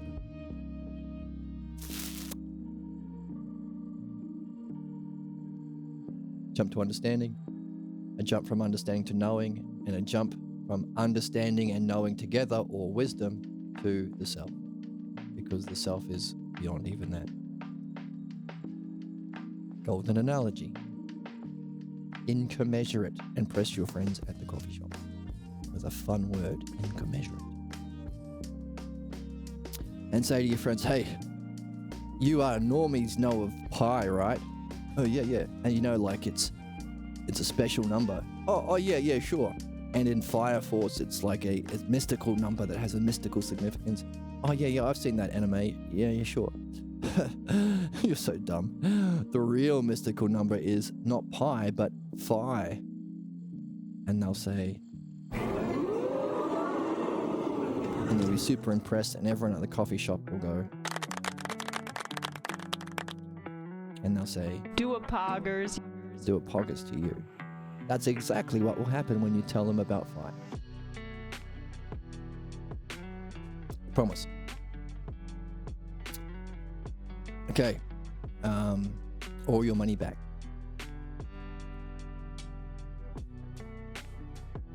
Okay. And then Jesus comes in and says, true, the church and the temple could offer an alternative to clan leadership. The bridge from the irrational family clan beliefs to humanness, zombies to human, is through the rational spiritual belief in the promise of man's enlightenment. Again, people's words, we don't have to do anything. The words are the logos. Words will tell us the problem. He is understanding, but he is still using the word belief. That's Jesus' problem. He can't let go of his beliefs yet. The rational spiritual understanding of man's enlightenment is how we move from family clan beliefs to humanness. He's saying the rational spiritual belief doesn't really work, does it? But we've seen Jesus do this all the way through. Because in this dialogue is demonstrating what we're defining. You have to do two activities. He's just doing the one. He needs midwifery too. Otherwise, the counterattacks and the influence of his beliefs will creep in. You can only Hellenize Judaism for so long.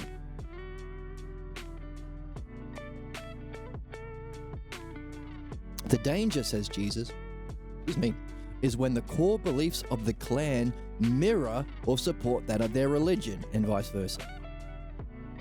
How did Trump, Putin, Hitler get into power? Mirroring family clan beliefs. The mindless ones follow any call to duty, right? That's the root cause of Nazism. Duty beyond all else, that's the German thing, German cultural thing. Call to duty, they will leave in their wake the mindless ones. The zombies, what we call. The zombies or mindless ones will follow any call to duty, and they leave in their wake chaos and destruction. The ignorant follow the leader, and then blame him for whatever failures follow from his leadership. Wasn't my fault, I was just following orders. It keeps them from seeing their own crimes against the dignity of their fellow man.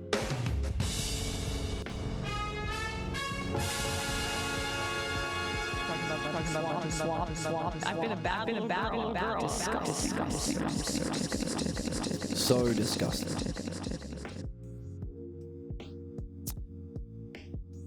It keeps them from seeing their own crimes against the dignity of their fellow man. They plead that they are innocent and cry aloud that they were only doing their duty. This cry of doing's one duty blinds them from seeing themselves. We call this the unleashing of the tyranny of the mindless many. So those are the stakes. The mindless many, or the zombiness, or the NPC zombie virus that infects humanity, is the root family clan beliefs and the associated self-image, and it's functioning as tyranny or sadism because belief can't actually benefit and is in conflict with understanding. You can unleash that fury by giving $1 million to, or giving $1 billion to Elon Musk. What does he do? He makes Mecha Hitler. Literally, he buys Twitter and he makes Grok say Nazi shit, and he literally says, I made Mecha Hitler. Give $1 billion to Bezos, what does he do? He enslaves and tyrannizes all of his workers. Give political power to all of these people. Trump's friends, what do? They abuse, rape, and probably murder young women. And Epstein's Island, and so forth. In other words, these are the ways of unleashing the tyranny of the mindless many. And so how do these tyrannical people get to their positions of power? Reflect the images of the family clan. Hitler looks like my dad. Netanyahu looks like my rabbi. Putin looks like my, whatever, Russian parents. Hitler reminds me of, etc. So, called to duty to follow the leader. That's the fucked caveman pathologos tyranny. That's the cause of all human problems. And we see it manifesting on a global scale when it's unleashed. And this is what we see here. All right, again, understanding human problems. Making ice cream is a good and courageous thing. As is reading this book. Now we have the haters. Again, we need the counterattack of the book. We can't just have a lovely dialectic. We need all the haters in chat saying, I suck. Now, I don't have many followers in chat, but doesn't matter. We have the chorus. That plays the role of the haters in chat, saying, how dare you say those things? Here they are. And we even have a sound for them. Chorus. Here is it as plain as can be. This is nothing but the rejection of tradition in favor of an emptiness of disbelief. Boo! Here it is. We finally got a religion we can believe in, and these guys come along and try to destroy what they can't believe. The burden of sin and suffering is just too terrible to bear. The church offers a way to get out of the intolerable weight of sin. We finally got a religion we need, and they come along and try to make it rational. Who cares if it's rational? Forget their boast, because it is nothing other than another attack by these phony intellectuals against us. Do away with punishment, and the bad guys smile away. We need to punish the baddies. The only thing that keeps them even a little bit in line is the fear of punishment. As for the will of Zeus, you have to be kidding! How can a fiction have a will? There is nothing worthwhile here. Nothing! It is just a play, so you can laugh your way through it. Right? Haters be hating. Right, so that's the thing. Like, just as every grifter says, hey, I can solve all your problems. All you need to do is buy my miracle product. You don't have to do anything. Whether it be Oprah Winfrey or who is that personal power guy, Anthony Robbins, or all of those grifters, they all say the same thing. Buy my course and I can solve all your problems. All you got to do is believe in yourself. Belief, belief, belief. Bullshit, bullshit, bullshit. If you believe in me, we will say that you don't have a problem anymore. So we have people like, who's the guy? Fucking British guy in trouble for sex crimes. Russell Brand doesn't want to get punished, so he becomes a Christian, and they magic away his problem through magic. In other words, feel bad about yourself, give us all your money, be my slave, and I'll say you're all right. Trump does the same thing. Hey, you fascists, I'll let you be terrible, evil people and never reflect on your problems so long as you vote for me. So, that's what they want. They want to magic away their problems, and they are against reason. And their thing is, well, we have to kill the bad guys. The only thing that can stop a bad guy with a gun is a good guy with a gun. Right? That's why there's a mass shooting every single day in America. Whereas people who realize that's bullshit don't have that in their society. Okay, do away with punishment and the bad guys smile away. Fuck you, bad guys. Fuck you. There are human beings here to learn. You disgusting fucking assholes who do punishment. I hate punishment. It's so bad. Now, if punishment is bad, that makes you the punisher of the bad guys. So anyone picking up a gun to shoot some child for making a mistake, turn it on yourself, because you are doing a worst crime. See, that's the irrationality. It's a self-defeating idea. The will of Zeus, of course. How can a fiction have a will? Well, when we recognize so again, the haters take it literally, barbarians, we recognize that theology is a personification or a mythologizing of the principles of self. So the will of Zeus is simply the will of self. What does the self want to do? Know thyself. How do you know the self? You have to remove the false image of yourself How do you recognize you've got a self-image that's wrong? A problem. Therefore, every problem is not an excuse for sadists to inflict violence under punishment. Every problem is a gift to illuminate the false idea of self you bring with you as a soul. You're fucking here to make mistakes. Therefore, anyone doing punishment is against life and reality itself. It's sadistic and anti-human. Punishment always as a principle. How do you find you're making... By the way, what do people learn? To get into power so they can keep their mistake and avoid punishment. Trump. He's only in power so he never gets called for his crimes. Netanyahu, specifically, he's always tried to keep power because he knows that he will be tried for crimes against humanity. Putin, Hitler, always the fucking same. Not only does it not solve problems, not only is it against life itself, all you do is create the conditions for sustained fascism. That's the only thing punishment teaches. Look into the history of Trump. Look into the history of Putin, of Stalin, Hitler. See the kind of punishment they grew up with. And you'll learn about how they got to be where they are.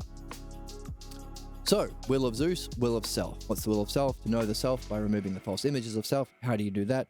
Surface a problem and reflect on it. Learning. Punishment undermines the whole purpose and will of self. So, that's what the haters say. And the haters are wrong because they're stupid. Now we have the anti-haters or the anti-chorus. Come on, anti-haters. Oops, and that button I was supposed to fix, I haven't fixed yet. This guy. There they are. Anti-chorus. The religion that you can believe in needs to uplift you into the next phase of your spiritual path. Not fortify your ignorance against change. So those are the two things. Does your tradition fortify belief in ignorance, or does it uplift you to the next phase in the spiritual path? How do you know the phases? Well, you have to see the structure. What's that called? The logos and dialectic. How do you move through those dialectical stages in your development of the logos? Well, the dialectic again. It's dialectic all the way down, baby. The idea of punishment keeps some from doing the bad. The idea that punishment keeps some from doing the bad is not as important as recognizing that what it really does is force people to find ways of escaping being caught. What did I just say?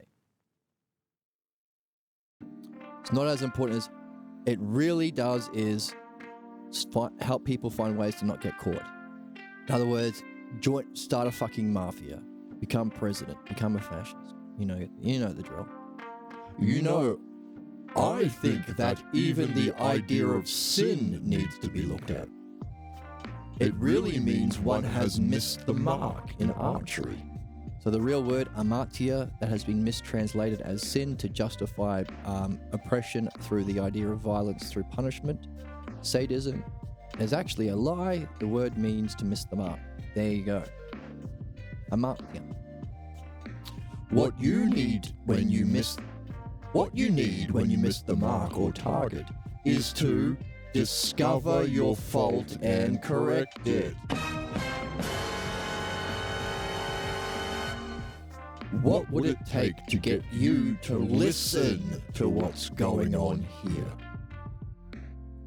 So, there we go. The anti-haters say, hey, your loyalty to a tradition that fortifies ignorance against change is fucked. Yeah, you haven't changed since you were 4 years old. You still believe in jeepers. That's fucked. What have you been doing? You haven't been learning. What it needs to do is uplift you to the next phase in your spiritual path. What does punishment do? Just breeds fascists. No one learns anything. And even the idea of sin is one such fascist example. Instead of helping people learn to adjust their aim when they miss the mark, it's used to justify, by the way, think of how children are treated. You're a bad person. Say you're sorry. Mean it.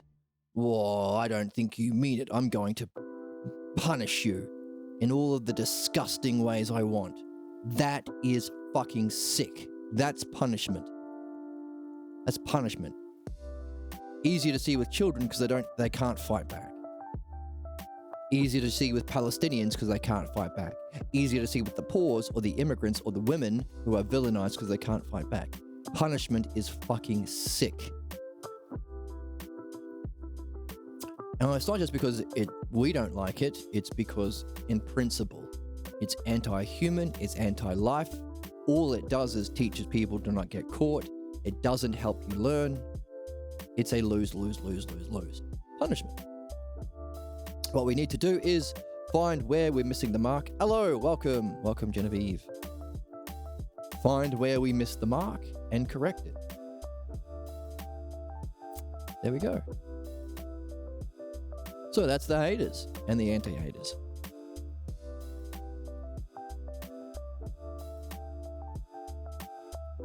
So, there we are.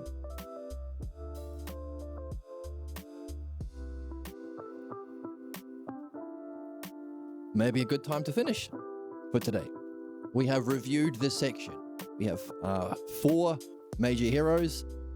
Achilles, the ideal of man's journey. Hercules, the ideal state of being. Penelope, an even higher state of being, the feminine Hercules, or the ideal woman.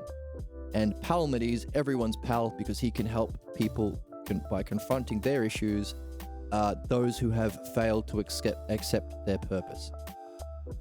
We have seen that the root causes for not learning this process is, well, belief once again, or Judaism against Hellenism, or clan loyalty, but also punishment. Cosmically, with the fear of eternal punishment in hell, the idea of sin, that you made a mistake not because you're here to learn, but because you're bad and you need to be suffer, which is fucked. But also punishment is terrible because all it does teach is to be the bully. Doesn't help anyone, doesn't provide learning for anyone. So we have seen all of that, and instead somebody who overcomes this punishment and revenge bullshit is Achilles, to be the ideal facilitator of learning, Palamedes or Hercules in the state of being, self with mind, functioning through understanding. So those 3 dimensions of self, of reality, recognizing yourself as that which transcends, the state of being, here, state of being, and you're functioning in the physical world of shadows or Hades, here through understanding. And you function in the physical world while keeping your state of mind in the non-physical world, while recognizing that yourself transcends all of it. Hercules. Can you do that while being able to deal with the problems of other people who might be inflicted on you because you're a woman, like Penelope? Can you use your mind to overcome these people without even having to enter into battle?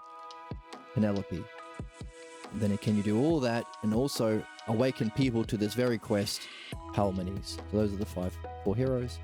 You can never do that through punishment, only through, again, Odysseus and Logos. Self-reflection through the dialectic, which makes you solve problems caused by beliefs, which are in opposition to those 2 things. Focus on the leader and not yourself. Focus on your beliefs and not understanding, the exact opposite, so it's the cause of harm. But also, as you apply your understanding to the divine or to being, you become like being, because being is Ousia and Logos, and you are self-reflecting because it's mind, you're seeing yourself, and you're doing it through the dialectic. So through likeness, you are becoming through the dialectic like the divine, and that's how you can join with it. making the dialectic also not just the process of solving problems or psychology or psychotherapy, not just the model of learning, understanding, but it's also this spiritual method as well. So the archetype of all of it. So the meaning of life, the one activity we're here to master, the art, which can be applied to purifying ignorance and perfecting excellence, is also the model of spirituality. So you don't have to pick teams. I'm Buddhist, I'm Taoist, I'm Hindu. No, all of it's the same. All of it is just going to be taking bits and pieces from the dialectic, but the dialectic is complete specifically because it has the self-logos, which all other traditions have to reject to some level, because that's what it means to be a believer, in opposition to the self-logos. As we recognize it's therefore the spiritual method, the meaning of life, psychotherapy, how we learn, how we help people, how we awaken people to the quest, as we see all of this, we will have our own counterattacks. It's a principle of reality for everyone who has mind that our false self-images are inconsistent with that new insight and learning, and they will fight back. That's the counterforce. In other words, instead of becoming Hellenic, you will try and Hellenize Judaism. You will try and save your own precious beliefs and family clan tradition and images of your parents and teachers and pastor and imam, while just trying to add a little bit of understanding in, but it will never work. Eventually, you just have to become Hellenic, because beliefs are the cause of your problems. But like Achilles, you can address it. Or even if you've had an insight into wisdom, like Odysseus, you have to still go back and address your problems to become the ideal Hercules or Penelope. So, putting an end to not just injustice, but the principle of injustice, punishment. Any punishment. There you go. Any problem. Is there punishment involved? Then you can find the root cause of the injustice. Why? Oh, there must be an underlying false belief. In other words, every species who have evolved the capacity for self-reflection and language can therefore participate in this, but will also get its shadow, hell, Hades, the imitation of wisdom, sadism, belief. So we're all here to surface our beliefs. That's the cause of our injustice and problems. So we can master the dialectic to reflect on them, again, only without punishment, to become free of it.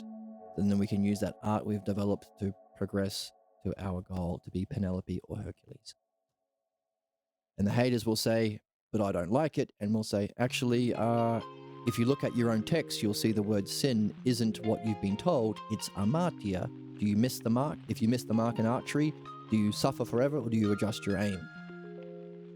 In other words, your spiritual tradition has to be to create the conditions for your uplifting through those stages of development that we can understand with the dialectic, not to solidify and fortify your ignorant beliefs. Which is interesting because that's what religion does. It's a spiritual tradition meant, religios, the word means to be bound by saving belief. So we're in a bullshit backwards world only because we do not embrace the dialectic in logos and the principles, including the counterattack. We instead fortify ignorance through belief. Same thing for politics. But we can do it, recognize our journey to become Achillean, Herculean, and Penelopean, which again means putting an end to anything that justifies sadism or punishment, and instead embraces the dialectic while recognizing the counterattack forces of our ignorance, meaning we have to do both. Midwifery, the dialectic applying to remove what's false, and Socratic philosophy, the dialectic applied to the truth, because this is Socrates up here. As Socrates says, if you're a true philosopher, you'll race to meet me as soon as you can. Those are his last words. I'm up here with better men who've completed their journey, and also gods and spirits who are going to be my fellow guides and travelers on an even greater journey. In other words, the dialectic is what's needed to escape the chains of problems and the prison of reincarnation. It's a win-win-win-win-win-win-win. Making ice cream is a good and courageous thing. And this is the most good and courageous thing, like making ice cream. Chatty chat. Let's check in with chat. We've got some chatting chat happening. Here is a weird, different worldview. I spent half the day in the garage butchering a moose. Successful hunt here. Poor moose. I do not physically battle. Words are the tools of negotiation, or swords to the ego heart. Right. Like Penelope. If you've just joined the chat, I'm going to post it. It's going to be on YouTube and Twitch. And today we talked about why Penelope is the ideal hero, or the feminine Hercules, because she has to deal with these battles of false beliefs and ignorance, and the desire to become heroic through the logos and dialectic without entering the battlefield, and dealing with all of the difficulties that women face, because men are, women are subjugated, so it's more acceptable to project your pathologos tyranny on women, and men are physically stronger. So all of these suitors that face Penelope want to marry her, but she has to make sure they are free of pathologos. Otherwise, that pathologos tyranny will just manifest in their relationship.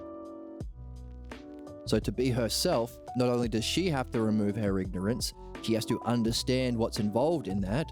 Not only does she have to have wisdom, she has to understand what's involved in that, so she can recognize suitors, or men, not simps, suitors who are wise, and also provide tests to make sure they are also free of their problems, or at least involved in the process and dedicated to the process of freeing their problems, false beliefs, and images, before she will share a bed and life with them. So a higher standard for Penelope than Hercules. But then, of course, we have Palamedes, everyone's pal, because he helps challenge and confront everyone else who haven't accepted the quest to become Hercules or Penelope, and uses creative and what's the words? Uses harmonies. Let me find it. Palamedes, everyone's pal. Here it is. Palamedes successfully confronts and turns around those who refuse to meet their destiny. He's able to find insightful ways to bring reversal by cutting through their defenses in simple and dramatic ways. So Palamedes can even turn others around. Exactly. Oh, there you go. And if Genevieve agrees with me, then I have 100% of my chat agreeing with me. And because we live in a democracy, that means what we are saying is the truth. It's a win-win. It's a win-win. Seeing as we've reached truth and consensus with 100% of our chat, well, let's call it a day. I will be streaming music on my music Twitch channel called Jed Phoenix Music, all one word.